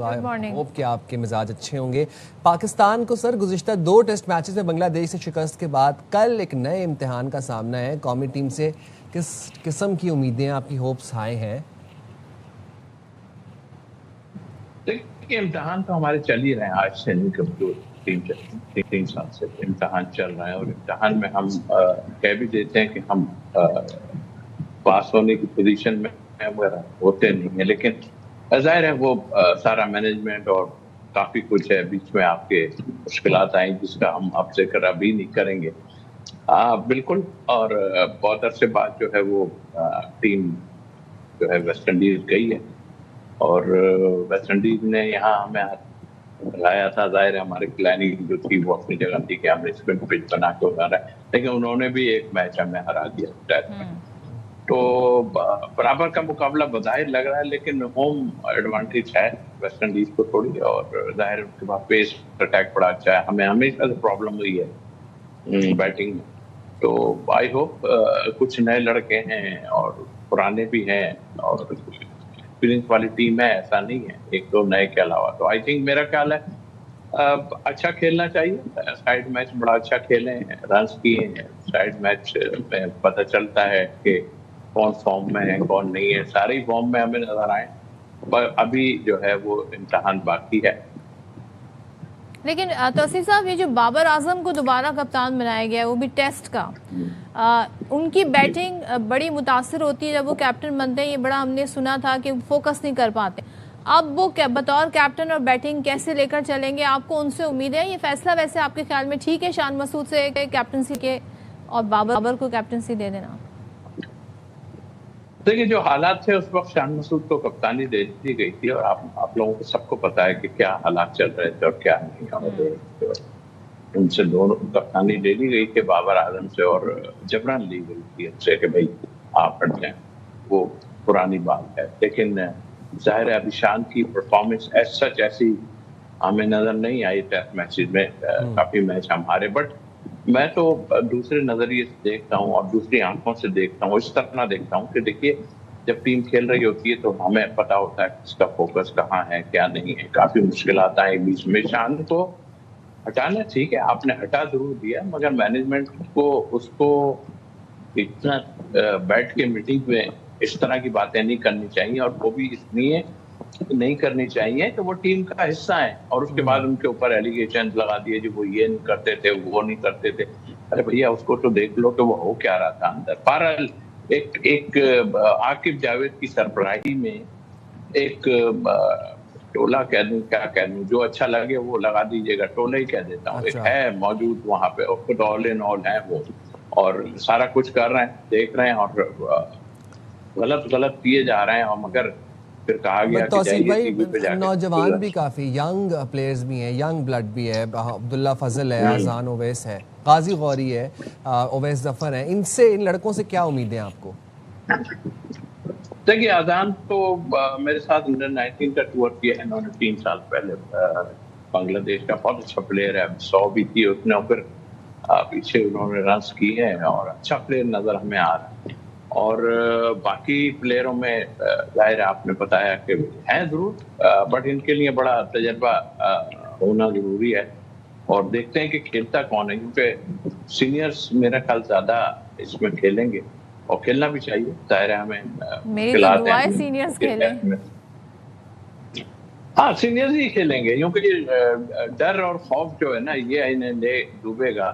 اور ظاہر ہے کچھ لوگ کو چھوڑ کے چلے گئے، جس میں آپ اگر شاہ نواز دانی کی بات کریں، کامران غلام پرفارمر ہیں ان کو چھوڑ کے چلے گئے، اور یہ تو سلسلے چلتے رہے. بٹ سینئرز کھیلے جی. اور جہاں تک بابر کا تعلق ہے، میں ایک چیز کہوں گا کہ میں اگر ایسے پوزیشن میں ہوتا میں کیپٹنسی نہیں لیتا، لیکن آئی تھنک ان پہ بہت بڑا پریشر تھا، اور پریشر کہ کہاں سے جہاں سے بھی آیا اب تک پریشر پہ ہی سارا ہو رہا ہے، تو انہوں نے کپتانی لے لی. آئی ہوپ، ہم تو ملک کی بات کرتے ہیں، کہتے ہیں کہ جی ہو، مگر ان سائڈ کو چیک کرنا پڑے گا. اور جو لوگ یہ جو ہے نا سب کچھ کر رہے ہیں، دیکھ رہے ہیں، ان کو صحیح ڈیسیژن دینا پڑیں گے. اب بہت ٹائم ہو گیا ہمیں، اور یہ ٹیسٹ میچ میں ایٹ لیسٹ ہمیں دو ٹیسٹ میچ میں، ایک ٹیسٹ میچ تو ہمیں جیتنا چاہیے ہر حال میں. اور پھر جب انگلینڈ جائیں گے تو وہاں پھر بیٹھ کے ہم آپ سے بات کریں گے. ٹھیک ہے، تھینک یو سو مچ. توصیف احمد صاحب ہمارے ساتھ تھے. اور جب بات ہم کرکٹ کی کر رہے ہیں تو پاکستان کرکٹ نے بڑے بڑے نام دیے ہیں، اور آج ہم ایسے ہی پاکستان ٹیم کے سابق کپتان، لیجنڈ بلے باز، ایشین بریڈ مین کا جنہیں خطاب ملا، ان کی بات کر رہے ہیں. ظہیر عباس صاحب کی آج سالگرہ منائی جا رہی ہے، اور ظہیر عباس صاحب 24 جولائی 1947 کو سیالکوٹ میں پیدا ہوئے. اور خاص طور پہ جو ان کی شاندار کہتے ہیں نا اسٹریٹجی ہوتی تھی، ٹیکنیک ہوتی تھی، ان کے جو اسٹروکس تھے وہ بڑے مشہور تھے، اور کافی انہوں نے رنز بنائے. غیر معمولی صلاحیت کے باعث دنیا بھر میں انہوں نے شہرت حاصل کی، اور پھر انہیں ایشین بریڈ. جو افسوسناک دہشت گرد حملے کی بات کرتے ہیں، ایک بار پھر سے یہاں پر معاملات جو ہیں ہم دیکھ رہے ہیں پورے ملک میں، جہاں دیگر ایشوز ہیں. تو یہاں پر ہم بات کریں گے ججز اور گواہوں کے تحفظ سے متعلق قوانین کی ضرورت کو یہ اجاگر کر رہا ہے. اچھا، حملے جو ہیں اس میں ججوں کی گاڑی اور ایک مسافر بس کو نشانہ بنایا گیا، جس کے نتیجے میں سیشن جج عبدالحکیم اپنے محافظ سمیت شہید ہو گئے، جبکہ ایڈیشنل سیشن جج طارق لاشاری زخمی ہوئے.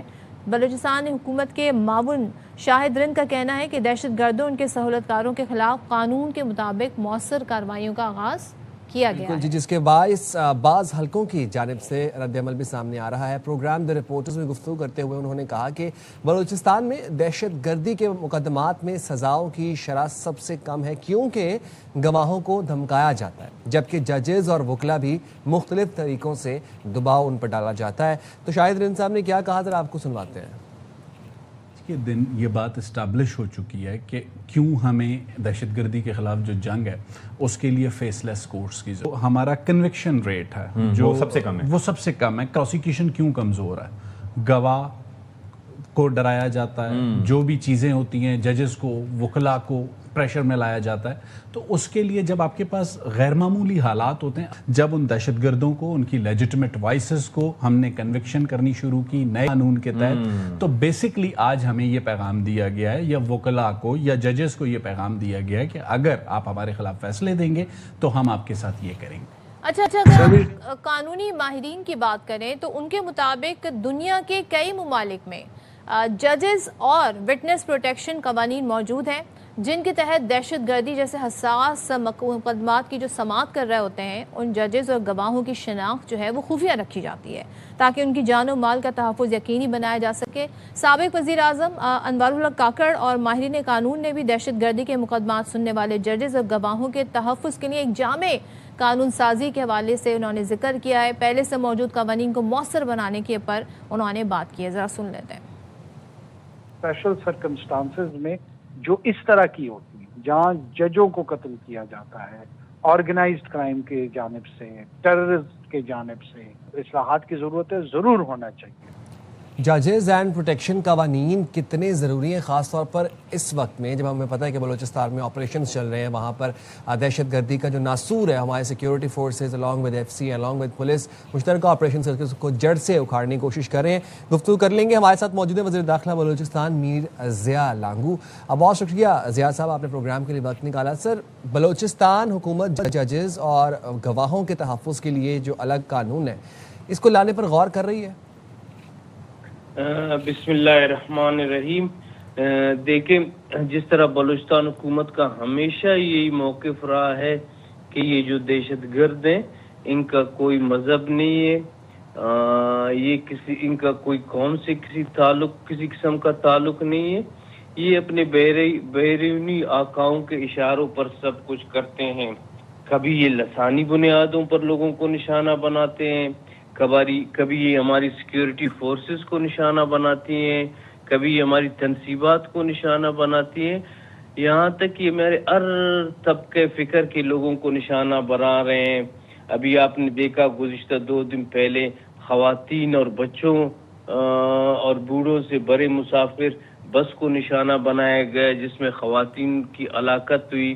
ابھی آپ نے ایک نئی چیز دیکھی ہے کہ ہمارے انصاف کرنے والے ادارے عدلیہ جو ہمارا ایک اہم ستون ہے، ان کے ججز کو بھی نشانہ بنایا جا رہا ہے، جس سے یہ لگتا ہے کہ اب دہشت گرد انصاف کی راہ میں بھی رکاوٹ کھڑی کرنا چاہتے ہیں۔ جہاں تک یہ فیس لیس کورٹس کا تعلق ہے تو آپ نے دیکھا ہوگا کہ دنیا کے کئی ممالک میں جہاں دہشت گردی ہوتی ہے اور دہشت گردوں کے خلاف کورٹس ہوتے ہیں، تو جب کورٹس ججز دہشت گردوں کے خلاف سزا دیتے ہیں تو ان کو ججز کی فیملیز کو، ان کے رشتہ داروں کو، ان سب کو ان دہشت گردوں سے ان کی زندگی کو خطرہ ہوتا ہے۔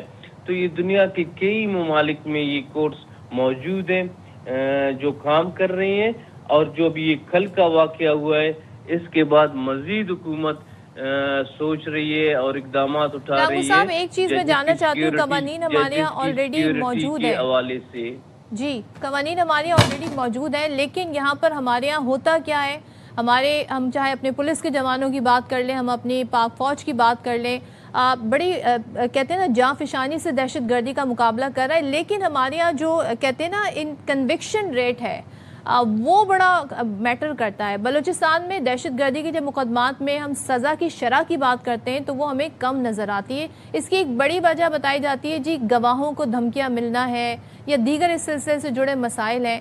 تو حکومت نے کوئی حکمت عملی سوچی ہے کہ قانون سازی کیا جائے، فوری طور پہ کیا کیا جا سکتا ہے؟ دیکھیے بالکل آپ نے درست فرمایا کہ بلوچستان میں سزاؤں کی جو اوسط ہے وہ بہت کم ہے، وہ اسی وجہ سے کہ یہاں دہشت گردی کے کیسوں میں جو دہشت گرد گرفتار ہوتے ہیں، ان کے ٹرائلز ہوتے ہیں، ان کو سزا ہوتی ہے تو وکلاء کو، ججز کو دھمکیاں دی جاتی ہیں۔ تو اس کو پیش نظر رکھتے ہوئے قانون سازی بھی کی جا رہی ہے اور یہ فیس لیس کورٹس بھی بنائے جا رہے ہیں۔ اچھا ضیاء صاحب، ہم یہ دیکھتے ہیں کہ جب ہمارے سیکیورٹی فورسز جب بھی بھرپور طاقت کے ساتھ ان دہشت گردوں پہ کریک ڈاؤن کرتے ہیں بلوچستان میں، اور پھر اس کے بعد ان کے سہولت کاروں کو گرفتار کیا جاتا ہے، پھر ان کو سزائیں دی جاتی ہیں، اس سے بچنے کے لیے انہوں نے ججز کے اوپر حملے کرنے شروع کر دیے۔ کتنا ضروری ہے ایٹ دس پوائنٹ کہ جب بلوچستان میں یہ آپریشنز چل رہے ہیں، گرفتاریاں ہو رہی ہیں، سہولت کار پکڑے جا رہے ہیں، ججز کو اور وٹنسز کو پروٹیکشن دی جائے اور اثر نو دی جائے؟ دیکھیں بالکل یہ جو کل کا واقعہ پیش آیا ہے، اس کے بعد اس سلسلے میں مختلف میٹنگز بلائی گئی ہیں اور اس ججز کی سیکیورٹی کا اثر نو جائزہ لیا جا رہا ہے۔ اچھا، اور اس میں کیا آپ سمجھتے ہیں کہ قانون سازی، نئے سرے سے قانون سازی کی ضرورت ہے، یا جو ایگزسٹنگ لاز ہیں ان کی انفورسمنٹ کی جائے گی اور ایسے کی جائے گی کہ پھر باقاعدہ پروٹیکشن بھی ہوگی، چاہے وہ گواہوں کی بات ہو یا پھر ججز کی بات ہو؟ دیکھیں اس میں ابھی دیکھا جائے گا کہ ایگزسٹنگ جو لا ہے ان کے مطابق اگر ان کی سیکیورٹی فل پروف ہو سکتی ہے تو ٹھیک ہے، اگر ان کی سیکیورٹی کے لیے مزید قانون سازی کرنی پڑی وہ بھی حکومت کرے گی۔ اور اگر مزید قانون سازی کرنی پڑی تو ان کیس یہ تمام جو پروسیس ہے یہ کب سے شروع ہوگا؟ دیکھیں ابھی کل یہ واقعہ نیا آیا ہے، وزیر اعلیٰ صاحب بھی اسلام آباد میں وہ ابھی آ چکے ہیں، ان کے زیر سرپرستی میٹنگز ہوں گی، ان میٹنگز میں فیصلے لیے جائیں گے۔ اور لانگو صاحب، ہم نے یہ دیکھا ہے دنیا بھر میں ایسے قوانین موجود ہیں جہاں ججز کے نام جو ہیں یا گواہ جو ہیں وہ سامنے نہیں لائے جاتے، اور ظاہر ہے پروٹیکشن اس کے پیچھے بیسک وجہ ہوتی ہے۔ تو کیا ہمارے یہاں بھی یہ ہوگا؟ کیونکہ ہمارے یہاں تو باقاعدہ ایک پوری کاز لسٹ آتی ہے، پھر روسٹر بنتا ہے کہ فلاں ججز جو ہیں یہ والا کیس سنیں گے، وہ ججز جو ہیں روم نمبر 1 میں یہ کیس سنیں گے۔ تو اس کے لیے آپ فوری، یہ تو یہ ایسے کام ہے جو فوری اس پہ امپلیمنٹیشن ہو سکتا ہے، اس کے لیے کیا کوئی ایگزیکٹو آرڈر کی ضرورت ہوگی؟ کس چیز کی ضرورت ہوگی؟ دیکھیں وزیر اعلیٰ بلوچستان نے آج جمعے کی نماز کے بعد اس سلسلے میں میٹنگ طلب کی ہے، اس میٹنگ میں چیزوں کا بغور جائزہ لیا جائے گا اور جو ضروری اقدامات ہوئے وہ اٹھائے جائیں گے. ٹھیک ہے، بہت شکریہ لانگو صاحب، آپ نے پروگرام کے لیے وقت نکالا اور اثر نو اس چیز کے اوپر ہم دیکھنا چاہتے ہیں کہ امپلیمنٹیشن ہو اور پروٹیکشن ملنی چاہیے، سیکیورٹی ملنی چاہیے وٹنسز کو بھی اور ججز کو بھی. چلیں جی، اس پہ مزید ذرا بات کر لیتے ہیں. ہم قانونی پہلو سے بھی جاننے کی کوشش کرتے ہیں کہ کیا کیا جا سکتا ہے. صدر بلوچستان ہائی کورٹ بار میر عطا اللہ لانگو صاحب ہمارے ساتھ موجود ہیں. تھینک یو سو مچ. ذرا سا ہی بتائیے گا، ہم دیکھ رہے ہیں کہ ہائی کورٹ ججز کی سیکیورٹی بہتر بنانے کے لیے حکومت ہمیں بڑی حکومت کی نظر آتی ہے کہ سیکیورٹی کو مزید بہتر بنایا جا سکے. آپ لوگ کیا تجویز دینا چاہیں گے کہ کس طریقے سے اس پر جو لاز آلریڈی موجود ہیں کیا وہ کافی ہیں یا نئے لاز لے کر آنے چاہیے؟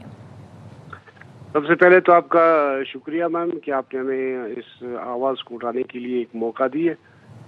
سب سے پہلے یہ کہ یہاں پہ بلوچستان کے نا ایک واسٹ ایریا ہے، ایک فار فلنگ ایریاز ہے. یہاں پہ صرف ہائی کورٹ نہیں ہے، یہاں پہ لوور جوڈیشری جو ہم سب آرڈینیٹ کورٹس کہتے ہیں، اسٹیشن ڈویژنز ہیں ہمارے، یا ہمارے سرکٹ بینچز ہیں، وہ دور دراز علاقوں میں مقیم ہے. تو اس لیے وہاں پہ سیکیورٹی دینا انتہائی ضروری ہے. یہ جو موجودہ سیکیورٹی پلان ہے یہ میرے خیال سے ابھی ایک واقعہ نہیں ہوا ہے، بلکہ بلوچستان میں خاران ایک ہمارا ڈویژن ہے، ڈسٹرکٹ ڈویژن ہے، وہاں پہ کورٹ چل رہی تھی، آ کر کورٹ سے وہاں سے جج صاحب کو کورٹ کے اندر سے اٹھا کے لے گئے.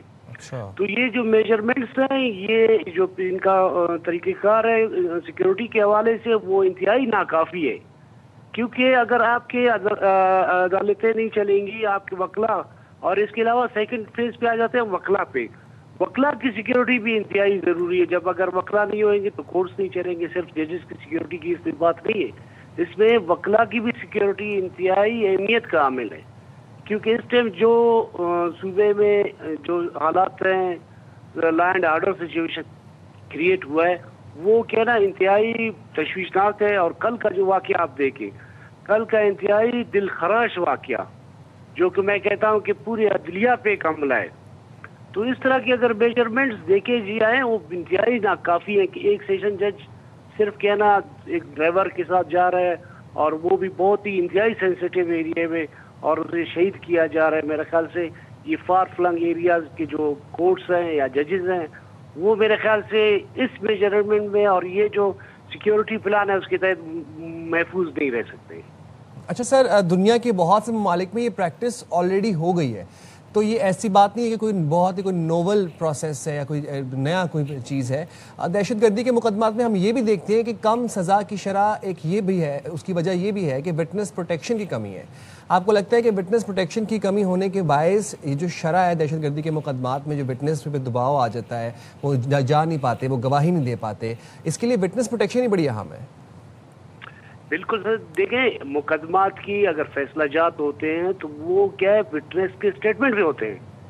وٹنس کے اسٹیٹمنٹ کے مطابق اس کو سزا اور جزا دی جاتی ہے. اگر جب وٹنس کو پروٹیکشن نہ ہو، وہ کہے کہ اگر میں جا کے کورٹ میں کسی دہشت گرد کے خلاف میں اپنا اسٹیٹمنٹ ریکارڈ کر دیتا ہوں باہر آ کے، میں تو ایزی سافٹ ٹارگیٹ ہوں. اگر کسی وٹنس ہے جو امپورٹنٹ وٹنس ہے، خصوصاً دہشت گردی کیسز میں، ان کی پروٹیکشن انتہائی اہمیت کی عامل ہے. ان کو پروٹیکشن دینا تاکہ جو کلپریٹس ہیں، جو دہشت گرد ہیں، واقعی سزا ہونی چاہیے. اگر ان کو پروٹیکشن نہیں ہوگا تو اپنے ڈر خوف کی وجہ سے بھی وہ صحیح طریقے سے اپنا اسٹیٹمنٹ ریکارڈ نہیں کرا سکتے. تو یہ وٹنس کے لیے بھی انتہائی ضروری ہے کہ اس کی پروٹیکشن ہونا چاہیے، اور اس موجودہ نازک دور میں. ٹھیک ہے، بہت شکریہ آپ نے پروگرام کے لیے. اللہ لانگو صاحب ہمارے ساتھ تھے، اس حوالے سے بات کر رہے تھے. Thank you so much. Let's see کہ اب اس پر مزید ہمیں ایکشن ہوتا ہوا کیا نظر آتا ہے. موونگ فارورڈ جناب، آپ کو پتہ ہے کہ اسپین فیفا ورلڈ کپ جیت چکا ہے، اور اس کے بعد ہم نے جشن بھی دیکھا، ہم نے ساری سیلیبریشنز دیکھی، سارے ایونٹس دیکھے. اب آپ کیا انعامات کی بات کرنے والے؟ جی، اب اصل میں انعامات کا سلسلہ شروع ہو چکا ہے، لیکن ایک بڑا انوکھا انعام ملا اسپین کے کھلاڑیوں کو، اور وہ یہ تھا کہ جب اسپین کے نے اپنا ورلڈ کپ جیتا، واپس اپنے ملک گئے کھلاڑی، تو 2 کھلاڑیوں کو ایک ایسا منفرد تحفہ ملا جس نے سب کو حیران کر دیا. اسپین کے رہائشیوں نے اپنے مقامی ہیروز فیبان اور گاوی کو ان کے وزن کے برابر ٹماٹر تحفے میں دیے. منفرد تقریب کا انعقاد ٹاؤن ہال میں ہوا تھا جہاں پر پہلے دونوں کھلاڑیوں فیبان اور گاوی کا ویٹ کیا گیا اور پھر ان کے ویٹ کے مطابق اتنے ہی کلو ٹماٹر ان کو تحفے میں دیے گئے. اچھا ٹماٹر کا وہاں پہ ایک فیسٹیول ہوتا ہے پراپر اسپین میں, وہاں پہ پتہ نہیں ہمارے یہاں تو ٹماٹر بڑا قیمتی ہے, سبزی کھانے ہر چیز میں ٹماٹر ڈلتا ہے اور پھر ہم ٹماٹر کی قیمت سے ذرا اکثر و بیشتر دیکھتے ہیں کبھی اوپر بھی جا رہی ہوتی ہے اور اچھا ٹماٹر مل جائے تو کیا بات ہے. وہاں پہ جی ٹماٹر پھینکنے کا ایک دوسرے فیسٹیول ہوتا ہے. تو یہ اگر کراچی میں یا پاکستان میں کسی کو ایسے ٹماٹر گفٹ ملتے 85 کلو یا 68 کلو آم ملیں تو الگ بات ہے. دیکھیں اس وقت آم کا سیزن ہے, اتنے آم وزن کے برابر آپ لوگوں کو گفٹ کریں وہ ایسا خوش ہوں گے, پھر آپ کی ان کی رشتہ داری ہی ہو جائے گی, دوستی سے بات ہی آگے بڑھ جائے گی. لیکن یہ جو بات ابھی آپ کر رہی تھیں کہ ہمارے ملک میں ٹماٹر جو ہے وہ کل کی اگر میں بات کروں تو 300-350 روپے کلو ٹماٹر مل رہے ہیں. اچھا جی ٹماٹر اب آپ کو پتہ ہے وہ سبزی جس کے بغیر کوئی سالن جو ہے وہ نہیں بنتا, ہر سالن ادھورا ہوتا ہے. نا بیسک مین انگریڈینٹ ہے ٹماٹر. لوگ دہی کا استعمال کر لیں نہیں کر لیتے ہیں اب لوگ. اچھا وہ آلٹرنیٹ نکال لیا نا لوگوں نے, جب ٹماٹر کی قیمتیں اتنی غیر مستحکم ہیں مارکیٹ میں تو لوگ آبویسلی اب دہی کا استعمال کرتے ہیں. لیکن یہ ہے کہ جناب ان دنوں ٹماٹر کی قیمت نے عوام کے چہروں پر واقعی سرخی چھا گئی ہے لوگوں کی. ٹماٹر کی قیمت ہو یا پیٹرول کی قیمت ہو تو بس لوگ بیچارے پریشان ہی ہیں. اب سوچیں ان میں مقابلہ جاری ہے.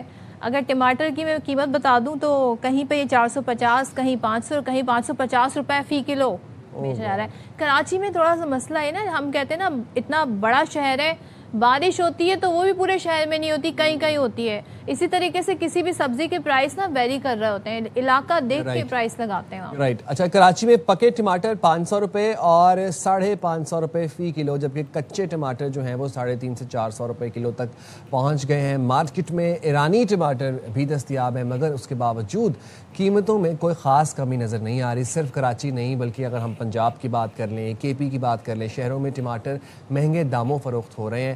پشاور میں ٹماٹر 400 سے 450 روپے فی کلو فروخت کیا جا رہا ہے. لاہور اور کوئٹہ سمیت مختلف شہروں میں ایرانی ٹماٹروں کی بھرمار ہے کے باوجود قیمتیں عام آدمی کی پہنچ سے باہر. ابھی آپ دیکھیں کہ مونسون شروع ہو چکا ہے, سیلاب آ رہے ہیں, تو ابھی اللہ نہ کرے خاکم بدہن, لیکن میں یہ اینٹیسپیٹ کر رہا ہوں کہ ٹماٹر کے علاوہ اور بھی بہت سی سبزیوں کی قیمتیں بڑھیں گی کیونکہ زرعی زمین جو فصلیں ہیں وہ تو بہہ جا رہی ہیں. چلیں کیا ہوتا ہے, ہم ذرا قیمت جان لیتے ہیں. ہمارے 2 شہروں سے, ایک کراچی دوسرا پشاور. تو کراچی سے آصف خان ہمارے ساتھ ہیں, نواب شیر ہمارے ساتھ جی پشاور سے موجود ہیں. تو پہلے ذرا آصف کی طرف چلتے ہیں کیونکہ کراچی میں تو سب سے زیادہ مہنگی ہر چیز ہی مل رہی ہے, چاہے وہ روٹی ہو, آٹا ہو, بجلی ہو. تو ذرا میں ٹماٹر بھی پوچھ لیتی ہوں. آصف بتائیے گا ٹماٹر کتنا کلو مل رہا ہے اور کس علاقے میں کتنے ریٹ ہیں؟ بالکل اس وقت ہم صدر ایریا میں موجود ہیں اور یہاں پر شہاب الدین مارکیٹ ہے. چونکہ بڑی مارکیٹ ہے تو اس لیے یہاں جو ٹماٹر کے ریٹ اس وقت مجھے ملے ہیں وہ 300 سے 350 روپے کلو ہیں. تو اس مارکیٹ میں 300 سے 350 روپے فی کلو جو ٹماٹر ہیں وہ فروخت کیے جا رہے ہیں. اسی طرح اگر دیگر ایریا سے بات کیے جائے تو وہاں پر بھی 300 سے 400 روپے فی کلو جو ٹماٹر ہے وہ فروخت کیا جا رہا ہے. ساتھ جو یہاں پہ دکاندار ہیں وہ یہ بتاتے ہیں کہ گزشتہ روز جو گورنمنٹ کی جانب سے نرخ نامہ جاری کیا گیا تھا اس کے اندر 310 روپے فی کلو ریٹ جو ہے وہ مقرر کیے گئے تھے. تاہم آج جو ہے وہ ابھی تک جو سرکاری نرخ نامہ ہوتا ہے وہ یہاں پر دکانداروں کو نہیں ملا ہے. ساتھ ساتھ دکاندار یہ بھی شکوہ کرتے ہیں کہ عام دکاندار ہیں پاس ہی لوگ پرائس ٹیگ دینے کے لیے جاتے ہیں, گورنمنٹ بھی ان کے پاس آتی ہے. حالانکہ جو مین ہولسیلر ہیں وہاں پہ جانا چاہیے, ان کو جو ہے ان کے پاس ریٹ چاہیے اور وہاں سے چونکہ مہنگا ہوتا ہے تو اسی لیے جو ہے جو یہاں ریٹیلر ہیں وہ بھی اس کو مہنگا بیچتے ہیں. ساتھ ساتھ یہاں پر یہ بتایا جا رہا ہے کہ چونکہ اس وقت جو ٹماٹر ہے وہ کوئٹہ سے آ رہا ہے, بلوچستان سے آ رہا ہے, ایران سے آ رہا ہے, لیکن اس کی جو مقدار ہے جو تعداد ہے وہ کافی کم ہے. اگر ایران سے بڑی مقدار میں ٹماٹر کراچی آئے گا تو اس کی قیمتوں میں جو ہے وہ کمی ہوگی. تو یہ صورتحال ہے. کچھ ایریاز کے اندر 300 سے 350, جبکہ کچھ مقامات پر 300 روپے سے 400 روپے فی کلو جو ٹماٹر ہے وہ فروخت کیا جا رہا ہے. ٹھیک ہے, ہم ذرا پشاور کا رخ بھی کرتے ہیں. نواب شیر آپ بتائیے گا مارکیٹ میں ایرانی ٹماٹر ہونے کے باوجود بھی یہی صورتحال ہے, اور کوئٹہ میں پشاور میں کیا سچویشن ہے, ٹماٹر کتنے روپے کلو مل رہا ہے؟ कीमतों को पर लग चुके हैं और टमाटरों की कीमतों में मुसलसल इजाफा हो रहा है, जिससे शहरी जो है वो काफ़ी परेशान है। शहरियों का यही कहना है कि पहले से महंगाई बहुत ज़्यादा है और अब टमाटरों की कीमतों में मुसलसल इजाफे ने उनकी मुश्किलात में मज़ीद इजाफा कर दिया है। इस वक्त पेशावर की जो मुख्तलिफ मार्केट है वहाँ पर टमाटरों की कीमत जो है वो मुख्तलिफ बताई जा रही है। कुछ टमाटरों की कीमत जो है वो 250 रुपये है और कुछ टमाटरों की 300 और कुछ टमाटरों की कीमत जो है वो 400 और 430 रुपये तक जो है वो पहुँच गई है। और इन सारी सूरत हाल को देखते हुए शहरी जो है वो काफ़ी परेशान है और टमाटरों की कीमतों में मुसलसल इजाफे के कई वजूहात जो है वो बताए जा रहे हैं। सब्ज़ी फ़रोख्त करने वाले अफराद का यही कहना है, जो आड़ती है उन लोगों का यही कहना है कि अफ़गानिस्तान और पाकिस्तान का जो बार्डर है, तुरखम बार्डर, और ये बार्डर बंदिश के बायस जो है वो टमाटरों की कीमतों में इजाफा हो रहा है। उन लोगों का यही कहना है कि इस सीज़न में जो है वो सिंध और पंजाब और खैबर पुख्तनख्वा के जो टमाटर है वो आना बंद हो जाते हैं, तो इस सीज़न में जो है वो डिमांड ज़्यादा हो जाती है और सप्लाई कम हो जाती है। तो इस सीज़न में जो है वो अफ़गानिस्तान से टमाटर जो है वो दरामद किए जाते हैं और तकरीबन सालाना जो है 4 लाख टन टमाटर जो है वो अफ़गानिस्तान से जो है वो दरामद किए जाते थे। लेकिन इस साल चूँकि बार्डर बंद है तो इस वजह से जो है वो टमाटर दरामद नहीं किए जा सके। तो यही वजह है कि इनकी कीमतों में मुसलसल इजाफा हो रहा है और तकरीबन 1 लाख टन तक जो है वो टमाटर हम ईरान से भी जो है वो दरामद करते हैं। लेकिन अब जो है वो मार्केटों में जो है वो ईरानी टमाटर आना शुरू हुए हैं, लेकिन फ़िलहाल अभी भी जो है वो सप्लाई कम है और डिमांड जो है वो काफ़ी ज़्यादा है। सरकारी आदाद शुमार के मुताबिक अगर देखा जाए तो पाकिस्तान में जो है वो 1,67,000 एकड़ रकबे पर जो है वो टमाटर काश्त की जाती है, जिनमें सबसे ज़्यादा जो है वो सिंध में 55,000 एकड़ रकबे पर जो है वो टमाटर काश्त की जाती है। दूसरे नंबर पर बलूचिस्तान आता है जहाँ पर 46,000 एकड़ रकबे पर टमाटर काश्त की जाती है, जबकि खैबर पुख्तनख्वा में जो है वो 26,000 एकड़ रकबे पर टमाटर काश्त की जाती है और पंजाब में जो है वो 12,000 एकड़ रकबे पर टमाटर काश्त की जाती है। और तकरीबन हम जो है वो ज़्यादातर इन्हिसार इस सीज़न में जो है वो दरामदी टमाटरों पर करते हैं। लेकिन इस साल ये बताइएगा नवाब शेख, हम थोड़ा ये भी देखते हैं जब ऐसी सिचुएशन होती है क्वालिटी बड़ा मैटर करती है। यहाँ पे अक्सर बेशतर जब डिमांड सप्लाई इशू होता है तो फिर हर तरह के मार्केट में टमाटर मौजूद होता है, क्वालिटी कैसी है ये बताइएगा। जिस तरह के मैंने शुरू में बता दिया है कि पेशावर की मार्केटों में जो है वो टमाटरों की मुख्तलिफ रेट है, वही मैं आपको कह रहा हूँ कि जो सबसे बेकार जो टमाटर है ना उनकी कीमत जो काफ़ी छोटे भी होते हैं और हमें ख़राब भी नज़र, हमने जब खुद मंडी में देखा भी है तो हमें ख़राब भी नज़र आए, तो उनकी कीमत जो है वो 250 रुपये है। इससे थोड़े से बेहतर हो तो उनकी कीमत 300 रुपये है और फिर इससे ज़्यादा थोड़े बेहतर हो 350। लेकिन जो अच्छे क्वालिटी के जो सही टमाटर होते हैं उनकी कीमत जो है वो 420 से लेकर 430 और 440 रुपये तक है। तो कुछ अब अगर सरकारी नरखनामे के मुताबिक बात की जाए तो आज सरकारी नरखनामे के मुताबिक पेशावर में टमाटर की कीमत जो अच्छे क्वालिटी वाले हैं उनकी 380 रुपये है। लेकिन कुछ दुकानदारों की वजह से एक वजह ये भी है कि दुकानदारों की जानिब से भी जो है वो खुद साख्ता महंगाई की गई है, जबकि एक वजह ये भी बताया जा रहा है कि अमन व अमान की ख़राब सूरत हाल की वजह से जो खैबर पुख्तनख्वा के कुछ अजला है जहाँ पर ज़्यादा टमाटर काश्त की जाती है। नवाब शेर, अगर ये एक वजह बताई जा रही है कि दुकानदारों के जानिब से खुद साख्ता तौर पर कीमतें बढ़ाई जा रही हैं और वो मुनाफाखोरी कर रहे हैं, तो एसीज़ डीसीज़ कहाँ पे आपको फील्ड में नज़र आ रहे हैं? कोई किसी किस्म का क्रैकडाउन कर रहा है? और दूसरा ये भी बताइएगा कि क्या ये जो दुकानदार हैं आपके अकब में, इन्होंने रेट लिस्ट अवेज़ा की हुई है? जी बिल्कुल, आप बिल्कुल सही कह रहे हैं। ना तो दुकानदारों ने रेड लिस्ट अवेज़ा की है और जो ज़िले इंतज़ामिया है और जो मुतलका इदारे हैं इस चीज़ के, वो सिर्फ हमें सोशल मीडिया पर ही नज़र आते हैं। अब जब हम सोशल मीडिया पर देखते हैं तो उनकी तस्वीरें आती है कि फ़लाना जगह हमने क्रैकडाउन कर दिया है, फ़लाना जगह फ़लाना बाज़ार पे हमने क्रैकडाउन किया है, इस तरह की हम सिर्फ सोशल मीडिया पे देखते हैं, लेकिन अगर अमली तौर पर देखा जाए तो हमें कहीं पे नज़र नहीं आते। तो यही तो वजह है कि जो दुकानदार है उन्होंने खुद साख्ता जो है महंगाई कर रखी है और वो बार बार कीमतें बढ़ा रही है, लेकिन उनकी ज़िले इंतज़ामिया और दीगर मुतल्लिक़ा इदारों की जानिब से कार्रवाई ना होने की वजह से जो है वो ज़िले जो दुकानदार हैं उन्होंने खुद साख्ता इजाफा किया हुआ है और शहरी जो है वो काफ़ी परेशान है। इजाफा जो है ना असल में ये बड़ी बेसिक वजह है जिसको कंट्रोल किया जा सकता है। थैंक यू सो मच नवाब शेर, पेशावर से हमारे साथ थे, आसान हमारे साथ कराची से थे। तो जनाब ये ग्राउंड सिचुएशन है जो हमने आपके सामने हमारे नुमाइंदों ने रखी है, इस पर बात कर लेते हैं। हमारे साथ मौजूद है सदर फलाही अंजुमन wholesale vegetable market SM Shahjahan साहब। बहुत शुक्रिया ذرا مجھے بتائیے گا جو حالیہ ٹماٹر کی قیمتوں میں اضافہ ہوا ہے اس کی بنیادی وجوہات کیا ہیں؟ کیا ڈیمانڈ سپلائی اصل ایشو ہے یا کچھ اور ایشو ہے؟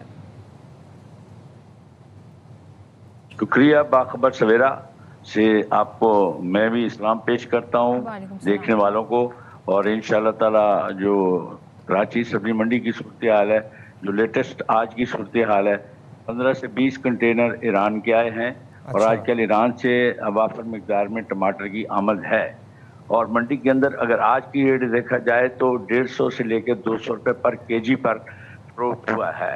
اور اسی طرح کوٹا کا بھی اس وقت فصل چل رہی ہے. کوٹا کا گدر ہے، آپ کا منگوچر ہے، اور اس طرح کوٹے کے علاقہ ہے، وہاں کے بلوچستان کا جو ٹماٹر ہے وہ چل رہا ہے. تو کوئی شارٹیج تو نہیں ہے ایسی سپلائی کی، مگر کیونکہ ریٹ جو ہے ایران کے کبھی کم مال آتا ہے کبھی زیادہ، تو وہ فلیکچویشن رہتی ہے، کبھی 20 کنٹینر آ رہے ہیں کبھی 10 آ رہے ہیں. تو یہ اس صورتحال میں ہے. اور پھر آگے آج 200-150 روپے ہے، مگر ریٹیل میں جو ہے وہ 300 سے 400 تک جا رہا ہے. ریٹیل میں جو ہے ریٹیل میں احسن شاہ جہاں صاحب 350 سے اوپر بھی چلا گیا ہے، 400-450 روپے بھی بک رہا ہے کراچی کے پوش علاقوں میں اور مختلف شہروں کے اندر. جاننا میں یہی چاہ رہا ہوں آپ سے کہ اتنی منافع خوری، اتنا مارجن کیوں رکھا جا رہا ہے؟ اگر 150 سے 200 روپے آج کا ریٹ ہے، ابھی ہمارے نمائندے ہمیں بتا رہے تھے، رپورٹ کر رہے تھے پاکستان کے مختلف شہروں کے اندر ٹماٹر اس وقت بھی 450, 400, 450 روپے مل رہا ہے. وہ بالکل آپ صحیح فرما رہے ہیں. ایسا ہے کہ ہمارے ہاں ایگریکلچر منسٹریز ہے مگر ان کا کوئی کردار نہیں ہے. وہ ڈرائنگ روم میں بیٹھے ہوئے ہیں، فیڈرل منسٹری بھی ہے اور چاروں صوبوں میں بھی ہے. یہ ان کی ذمہ داری بنتی ہے کہ کبھی ٹماٹر 10 روپے کلو ہے اور بیچارہ کسان مارا جا رہا ہے، اس وقت کوئی نوٹس نہیں لیا جاتا، اور کبھی ٹماٹر جو ہے 400 روپے کلو ہے. تو یہ کیا ہے؟ یہ اس طرح کی جو صورتحال ہے وہ دوسرے ملکوں میں نہیں ہے. ہماری منسٹریاں کوئی کام نہیں کرتی اور اویئرنیس نہیں دیتی ہمارے کسان کو کہ یہ کتنا ٹماٹر لگانا چاہیے یا کتنی پیاز، تاکہ ملک میں شارٹیج نہ ہو، تو ایک جو ہے نا استحکام رہے. تو ایسے جو ادارے ہیں ان کو کام کرنا چاہیے. اور یہ صورتحال جو ہے میں سالوں سے کہہ رہا ہوں کہ بھئی یہ کبھی ٹماٹر 10 روپے کلو ہے اور کبھی ٹماٹر جو ہے 200 روپے ہوتا ہے. اب تو خیر اور مہنگائی بڑھ گئی ہے. تو یہ بڑی تشویشناک بات ہے، عوام کو اس میں سفر کرنا پڑتا ہے. اور کبھی مجھے بتائیں پھر حکومت جو تعین کرتی ہے، یہ جو ACDC جو قیمتوں کا تعین سرکاری نرخ نامے ہوتے ہیں، یہ کس بنیاد پہ کیے جاتے ہیں؟ کیونکہ ہمیں تو یہ بتایا جا رہا ہے جی ایرانی ٹماٹر بھی آئے ہوئے ہیں، اس کے باوجود بھی چلے تھوڑی شارٹیج ہوگی بٹ شارٹیج کی کمی تو پوری کی جا رہی ہے، اس کے باوجود بھی قیمتوں پہ فرق کیوں نہیں پڑ رہا؟ اس میں دیکھیں بہت ساری چیزیں ہیں کہ کنٹرول اتھارٹی جو ہے نا ان کا کوئی کردار نہیں ہے. ان کے کوئی ایسے نمائندے جو جاتے ہیں وہ اپنی مرضی سے مل ملا کے ریٹ دے دیتے ہیں. اور پھر شہر میں یہ حال ہے کہ ہمارے ہاں کسی بھی پھل فروٹ کے اوپر جو ہے نا ریٹ درج نہیں ہوتا. جبکہ ایک دفعہ میری کمشنر صاحب سے میٹنگ تھی تو انہوں نے بڑی سختی سے کہا تھا کہ ٹھیلے ہوں یا دکان ہو اس کے اوپر لکھا ہونا چاہیے کہ ٹماٹر اس کلو کا ہے، اس کے پورے سب کا. جو نہیں رکھے گا اس کے خلاف کارروائی ہوگی. اور ابھی میں ریسنٹلی لاہور سے آیا ہوں تو وہاں میں نے دیکھا ہے کہ بالکل جہاں بھی ٹھیلے ہیں یا کچھ ہے انہوں نے اوپر لکھ کے لگایا ہوا ہے کہ کیلا 100 روپے درجن ہے، 150 روپے درجن ہے، 200 روپے درجن ہے، آم 300 روپے ہے، 250 روپے ہے، ٹماٹر 300 روپے ہے. تو یہ چیزیں بڑی اچھی ہیں، اس سے عوام کو فائدہ پہنچتا ہے اور جو زیادہ منافع کمانے کے چکر میں ہوتے ہیں ان کو موقع نہیں ملتا. اور یہ چیزیں جو ہیں وہ انتظامیہ کو کرنا ہوتی ہیں. وافر مقدار میں آپ نے صحیح فرمایا کہ ابھی شارٹیج کوئی نہیں ہے، مال آ رہا ہے، سپلائی جاری ہے. ایران سے ماشاءاللہ کافی آ رہا ہے، بلوچستان کا آ رہا ہے. تو یہ میرے خیال میں کہ 150-200 روپے کلو سے زیادہ نہیں ہونا چاہیے. ٹھیک ہے، بہت شکریہ اسم شاہ جہاں صاحب، آپ نے بڑے اچھے سے ہمیں تفصیلات سے آگاہ کیا. میں تو حیران ہوں کہ 150-200 سے زیادہ نہیں ہے، تو 350, 400, 450 اس طرح سے قیمت ہمارے سامنے. پرانی بات نہیں ہے، مہینہ 2 مہینے پہلے تک 100 روپے کے 3-3, 4-4 کلو ٹماٹر بھی مل رہے تھے. تو جب اس کا مطلب یہ ہے کہ ہمارے پاس سپلائی تھی، تو جب تھی سپلائی اب وہ ٹماٹر سارا کہاں گیا؟ وہ 2 مہینے میں ختم ہو گیا. پیرشیبل آئٹم ہے نا ٹماٹر. چھوٹی سی بریک پہ جائیں گے، حاضر ہوں گے بریک کے بعد. اسٹے دیئر ود اس.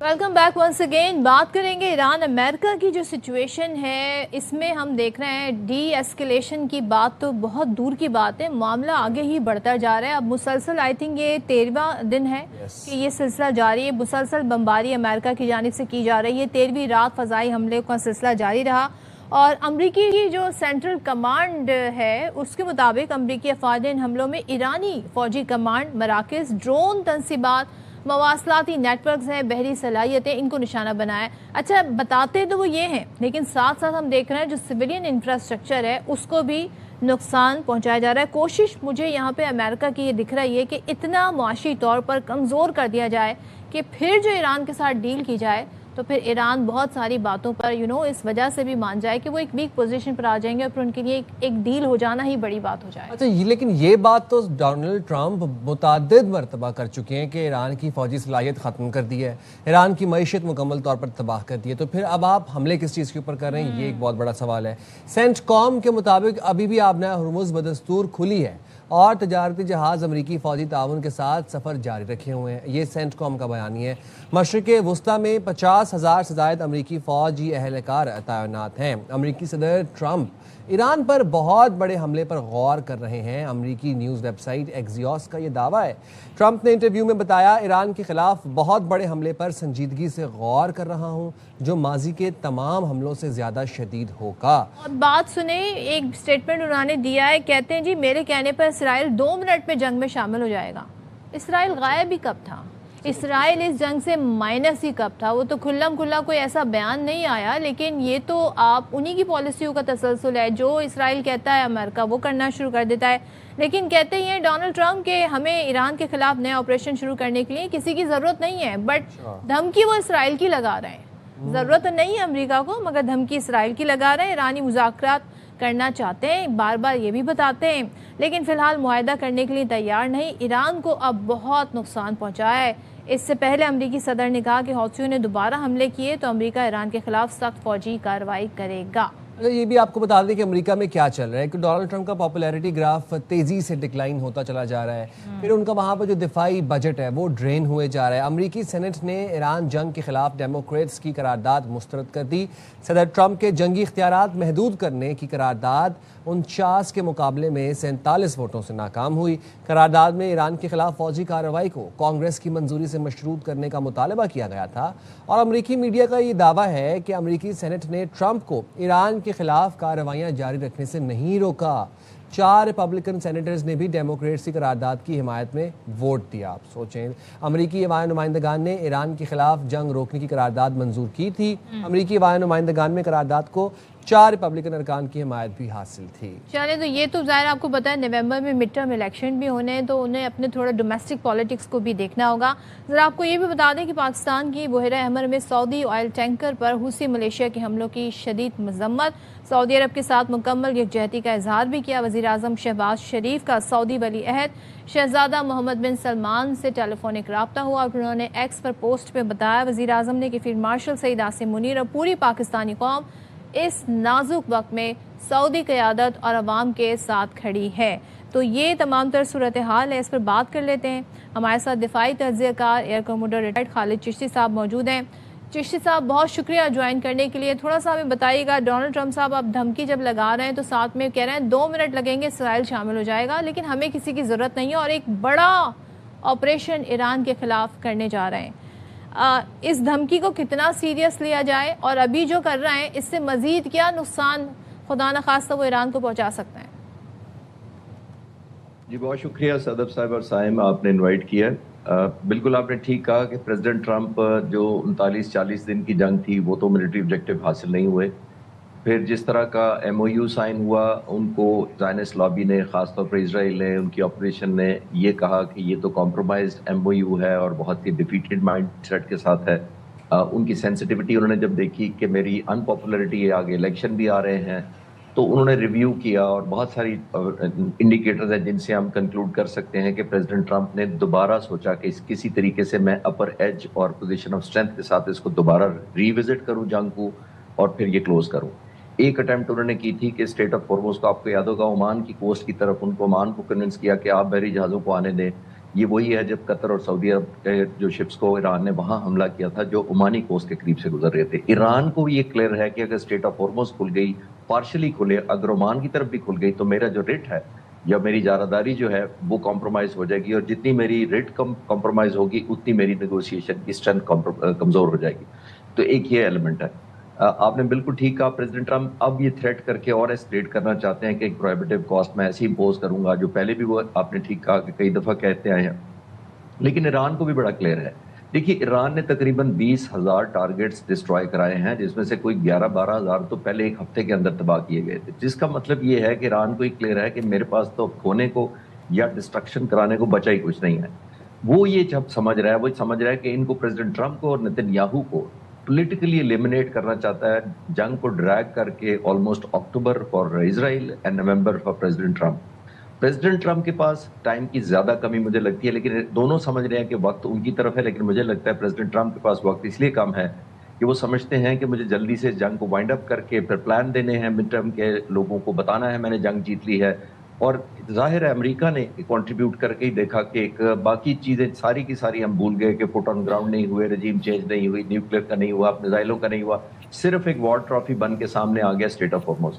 اب ایران بھی یہ چاہتا ہے کہ مینیفیسٹیشن میری ہونی چاہیے, اور اب پریزیڈنٹ ٹرمپ چاہتے ہیں میں جلدی وائنڈ اپ کروں, اور ایران یہ چاہتا ہے کہ آنے والے وقتوں میں نہ صرف پریزیڈنٹ ٹرمپ نتن یاہو کو یہ سبق سکھاؤں, بلکہ آنے والی جنگوں کے بارے میں کوئی اگر پلان ہو بھی کسی اور صدر کا آنے والے, تو وہ بھی یہ کتاب پڑھے کہ کتنی زیادہ شکست ہوئی تھی. دونوں اپنے پرسپیکٹیو سے چلتے ہیں. خالد چشتی صاحب, ایک اور بڑی ایک اہم بات ہے جس کی طرف میں چاہوں گا کہ آپ اس پہ بھی اپنا تجزیہ دیں. جب یہ جنگ چل رہی ہے, پاکستان نے اب تک کا سب سے سخت اور شدید ایک رد عمل دیا ہے, اور وہ اس بات پہ دیا ہے کہ بحیرہ احمر میں سعودی آئل ٹینکرز پر جو حوثی ملیشیا تھے انہوں نے جو حملہ کیا. وی نو کہ Pakistan and Saudi Arab are binded in defence pact. اب یہ جو حوثی گروہ حملہ کر رہے ہیں سعودی آئل ٹینکرز کے اوپر, ان کو خبردار بھی کیا جا رہا ہے, پاکستان نے شدید الفاظ میں اس کی مذمت بھی کی ہے. خدا نہ خواستہ آپ کو ایسا لگتا ہے کہ کوئی نیا محاذ کھل سکتا ہے, کیونکہ پاکستان نے ایسے بہت سے سینسیٹیو لمحات آئے, بہت سے ایسے مقام آئے جہاں پہ اپنے آپ کو بڑا اوائڈ کیا اس جنگ میں شامل ہونے سے, اور ساتھ ہی ساتھ خطے کے باقی ممالک کو بھی کنونس کرتا رہا. لیکن اب اگر بات یہاں پہ آ جائے گی کہ سعودی آئل ٹینکرز کو نشانہ بنائیں گے حوثی, تو پھر یہ بات کہاں تک جا سکتی ہے؟ جی بالکل ٹھیک, آپ کی آبزرویشن یا کنسرن بھی ٹھیک ہے. ہمارا بھی اور پاکستان کا بھی اوور آل اس میں کوئی شک نہیں ہے کہ لیڈر آف ایسکلیشن اس حد تک نہیں جانی چاہیے کہ سعودی عرب کے ٹینکرز کو اسپیشلی وہ اسٹرائک کرے اور پاکستان کو مجبوراً اپنا رول پلے کرنا پڑے, آبلیگیٹری اور آبویسلی بائیلیٹرل ٹائز اور ڈیفینس ایگریمنٹ کی وجہ سے. لیکن میرا خیال ہے پاکستان نے بڑی کامیابی سے پچھلے جو آلموسٹ 150 دن ہونے والا ہے جنگ کو, تو جتنی کامیابی سے پریزیڈنٹ ٹرمپ کے ساتھ اور ایرانی لیڈرشپ کے ساتھ جس طرح پاکستان نے چیلنجنگ سچویشن کو بیلنس آؤٹ کیا تھا, وہ بڑی قابل ستائش ہے. مجھے ابھی بھی بڑی امید ہے کہ ایرانی ہماری بات بہتر سمجھتے ہیں شاید کسی اور کی نسبت, اور ہماری کنوکشن اور ریزالو کو بھی سمجھتے ہیں, ہماری لمیٹیشن کو بھی سمجھتے ہیں. تو میرا خیال یہ ہے کہ پاکستانی حکومت نے جو میسج دیا ہے وہ ویل ٹائمڈ ہے. ایرانی حکومت مینج کرے گی چیز کو, کیونکہ یہ ڈائمنشن شاید ایران بھی نہیں چاہے گا اس طرف جانا کہ سعودی عرب کو. اور آپ نے ریکارڈ دیکھا پچھلے جو 40 دن کی جنگ ہوئی تھی, بہت زیادہ لمیٹڈ شروع میں تو کی تھی ایران نے سعودی عرب پر اسٹرائک, لیکن پاکستان کی کنٹریبیوشن آئی ایم شیور اس میں شامل تھی جب پاکستان نے ان کو کنونس کیا تھا کہ اس کو نہ کریں. اور اس کے بعد جو ہماری فورسز اور فائٹر جیٹس بھی ڈپلوائے کیے گئے تھے وہ ایک سمبولک ضرور تھے. ظاہر ہے پاکستان کا کوئی اوفینسو پلان کوئی نہیں ہے کسی ملک کے خلاف, لیکن سعودی عرب کی سوورینٹی کو ڈیفینڈ کرنے کی ایک ایگزامپل تو ہم دے چکے ہیں پہلے ہی جہاز اور اپنے اکوپمنٹ بھیج کے. لیکن اب جو ہو رہا ہے مجھے لگتا ہے کہ مینیفیسٹ ہو جائے گی بات, اور اس حد تک نہیں وہ ایکسٹینڈ کریں گے جو ہے. اچھا چشتی صاحب, بہت سارے لوگوں کا الگ ڈفرینٹ اب پوائنٹ آف ویو ہے. اب وہ جتنی یہ جنگ کہتے ہیں نا مزید آگے بڑھتی جا رہی ہے, لوگوں کا وہ ایک سپورٹ جو تھا ٹورڈز ایران ہم دیکھ رہے ہیں وہ تھوڑا سا اس بات پہ آ رہا ہے کہ آپ کب تک فائٹ بیک کریں گے, کب تک آپ معیشت کو اس طریقے سے اپنی نقصان پہنچائیں گے, کس حد, کیونکہ وہ ان کی کیپیسٹی کی بات کرتے ہیں. ایران کے پاس جنگی کیپیسٹی کتنی ہے, گو کہ ہم نے دیکھا بڑی زبردست طریقے سے ایران نے سامنا کیا ہے. اب جو اسپیکر ہے محمد باقر صاحب, وہ یہ فرماتے ہیں کہ جنگ کا اصول واضح ہے, یا سب یا کوئی نہیں. اگر ہم تیل نہیں بیچیں گے تو پھر کوئی اور بھی تیل نہیں بیچ سکے گا. آپ سمجھتے ہیں کہ ایران اس بات کو, یہ صرف ریٹورک ہے یا یہ کوئی حکمت عملی ہے, اس پر عمل درآمد کر سکے گا کہ نہیں, اور کیا ایران اپنی سپورٹ کھو رہا ہے؟ جی میں کوئکلی کوشش کرتا ہوں بیک گراؤنڈ سے کنیکٹ کر پاؤں بہتر. وہ یہ ہے کہ دیکھیے جو ہی ایم او یو ہوا, جو پچھلے سوال کے جواب میں نے کہا, تو امریکی صدر پر یہ پریشر ہوا. میں 3-4 آپ کو انڈیکیٹرز دیتا ہوں جس سے لگا کہ امریکہ نے یہ اوور پلے کیا, جس کی وجہ سے ایران کو کم بیک بھی کرنا پڑا. اور ایران پر تو obligatory ہے کہ وہ جو اس وقت اس کے ہاتھ میں جو مینج ہوا ہے اس نے مینیفیسٹیشن, وہ نہیں لوز کرنا چاہتا تھا. امریکہ نے نمبر 1 آپ کو یاد ہوگا جب ایگریمنٹ ہوا تو انہوں نے کہا ہم 36 بلین دیں گے ریکنسٹرکشن, پھر 24 بلین کہا, پھر 12 بلین کہا, پھر کہا ہم نے تو وعدہ نہیں کیا. یہ نمبر 1 پوائنٹ ذہن میں رکھیے گا. نمبر 2 آپ کو یاد ہوگا جب انہوں نے کہا تھا کہ ہم میزائل پروگرام باقی دنیا رکھے ہوئے تو ہم ایران کو کیسے منع کریں. پھر اس کے بعد مارکو روبیو نے کہا کہ ہم نے کسی صورت اجازت نہیں دیں گے میزائل ٹیکنالوجی ایڈوانس کرنے میں. یہ دوسرا دن ایران کو اب شک ہونا شروع ہوا کہ یہ گڈ کاپ بیڈ کاپ کھیل رہے ہیں میرے ساتھ, یعنی ایگریمنٹ بھی کرتے ہیں اور نہیں بھی کرنا چاہتے. پھر امریکہ نے ایک اور حرکت یہ کی تھی کہ انہوں نے عمان کو کنونس کیا کہ تم اپنے کوسٹ کے ساتھ ہگنگ عمان کوسٹ اپنے بحری جہاز کو جو شپنگ لائنز ہیں مختلف ان کو گزرنے دو تاکہ نیو نارمل بن جائے اور ایران کا کنٹرول کم ہو جائے, ایران کا کنٹرول کم ہو جائے. چشتی صاحب آپ بالکل بجا فرما رہے ہیں. یہیں پہ ایک سوال میں چھوٹا سا پٹ آن کرنا چاہوں گا کہ جو پہلے فیز میں اس وار کے پینک تھا پوری دنیا میں ہم دیکھتے تھے ممالک سر جوڑ کے بیٹھ رہے تھے, میٹنگز ہو رہی تھیں, ٹیلی فونک رابطے ہو رہے تھے. اچھا دوسرے فیز میں وہ تھوڑا کم ہوا اور اب ہم دیکھ رہے ہیں کہ after the M O U جب دوبارہ انہوں نے آپس میں لڑائی شروع کی ہے, اب ممالک نے چھوڑ دیا ان کو ان کے حال کے اوپر, اور ہم دیکھ رہے ہیں کہ نہ کوئی اب ضامن بننے کے لیے تیار ہے اور نہ ہی اب ان کو خاص طور پر اب کوئی ثالث بننے کے لیے تیار ہے سچ. تو آپ کو لگتا ہے کہ دنیا نے ایران اور امریکہ کو ان کے حال پہ چھوڑ دیا ہے اور اب اسٹریٹ آف ہرمز شاید آنے والے دنوں میں اتنی ریلیونٹ نہیں رہے گی, لوگ آلٹرنیٹ روٹس فائنڈ آؤٹ کر لیں گے؟ جی بالکل آپ کی بات صحیح ہے کہ دنیا اور خاص طور پر جو نیگوسیشن کرانے والے ہوتے ہیں وہ بھی برن آؤٹ کر جاتے ہیں, ان کی لمیٹیشن ہوتی ہے. That is number 1. دوسرا دنیا نے ایک نیو نارمل سمجھ کر اس کو ایڈجسٹ کر لیا اپنے آپ کو. تیسرا بالکل سائم آپ نے صحیح طرف ڈائریکٹ اشارہ کیا کہ دنیا آلٹرنیٹ سورس آف انرجی پر چلی گئی ہے. چائنا تو آلریڈی سب سے بڑا زیادہ سٹاک اس کے پاس ہے, اس کو کوئی فکر زیادہ نہیں تھی. جاپان اور کوریا نے آلٹرنیٹ سورس آف انرجی پہ بہت زیادہ فوکس کرنا شروع کر دی. ایون سعودی عرب نے آپ نے دیکھے ایسٹ ویسٹ انہوں نے ایک لائن بچھائی ہوئی ہے جو ایکسٹینڈیڈ ہے ٹورڈ ریڈ سی, آلدو اس وقت تو ریڈ سی بھی کوشچن میں ہے, لیکن ریڈ سی کی طرف کی ہے, وہاں سے صرف 2 ملین بیرل روزانہ جا سکتا تھا, اس کی کیپیسٹی بڑھا رہے ہیں 7 بلین تاکہ اسٹیٹ آف ہارمز پہ ڈپینڈنسی نہ ہو. یو اے ای نے فجیرہ کے مقام پہ ایک آلٹرنیٹ سورس ڈیولپ کیا, یعنی پائپ کنیکٹیوٹی کیا یا پورٹ سمجھ لیں just before state of harms. لیکن اسٹیٹ آف ہارمز اگر ایران بند کر بھی دے تو یو اے ای آئل اور ٹینکرز کے ساتھ کنیکٹ کر کے پہلے سے ہی ان کو ان اینڈ آؤٹ آنے دے. تو ساری دنیا ریئلزم کی طرف جا رہی ہے, سولر کی طرف جا رہی ہے, آلٹرنیٹ سورس آف, بالکل آپ نے ٹھیک کہا. لیکن ہیونگ سیڈ دیٹ اب مجھے لگتا ہے کہ ایران کی اسٹریٹجی یہی ہے کہ میں اس کو ڈریگ کروں. صدف صاحبہ جو کہہ رہی تھی کہ جو برن وہ آلریڈی بہت ڈسٹرکشن کروا چکا ہے, لیکن وہ سمجھتے ہیں کہ ہم جسٹ لائک لان کی مشین ٹرمر کرتی ہے, گھاس کاٹ دیتی ہے, ہم وہ ملک نہیں ہیں کہ آپ آئیں 2-4 سال بعد ایک مشین چلائیں ہمارے اوپر, اکنامیکلی بھی انفراسٹرکچر بھی تباہ کر کے چلے جائیں. وہ سمجھتے ہیں کہ ہم ون ٹائم تباہی اتنی ہو چکی ہے اور تھوڑی سی کروا لیں تاکہ ایک تو سبق چھوڑ دیں اور دوسرا اتنی زیادہ لیوریج حاصل کرنے تھرو اسٹیٹ آف ہارمز یا ادر مین سے اپنے ریوائول کے لیے اکانومی کے ہم پر ریپیٹڈلی حملہ کرنے کی کسی آنے والے صدر کی جرت نہ ہو. یہ کریکٹ. بہت تھینک یو سو مچ خالد چشتی صاحب ہمارے ساتھ تھے, ساری صورتحال پر ان کی ہم رائے تجزیہ جاننے کی کوشش کر رہے تھے. اور دیکھیں یہ تو ایک الگ بات ہے کہ وہ ممالک جن کے پاس باقاعدہ تیل کے ذخائر موجود ہیں وہ تو بیٹھ کے ویٹ اینڈ واچ پالیسی اپنائے ہوئے, لیکن ہم جیسے ممالک جن کے ملکوں میں روز آپ دیکھ رہے ہیں آئل پرائس چینج ہو رہا ہے, کب تک اس صورتحال کو سب برداشت کریں گے؟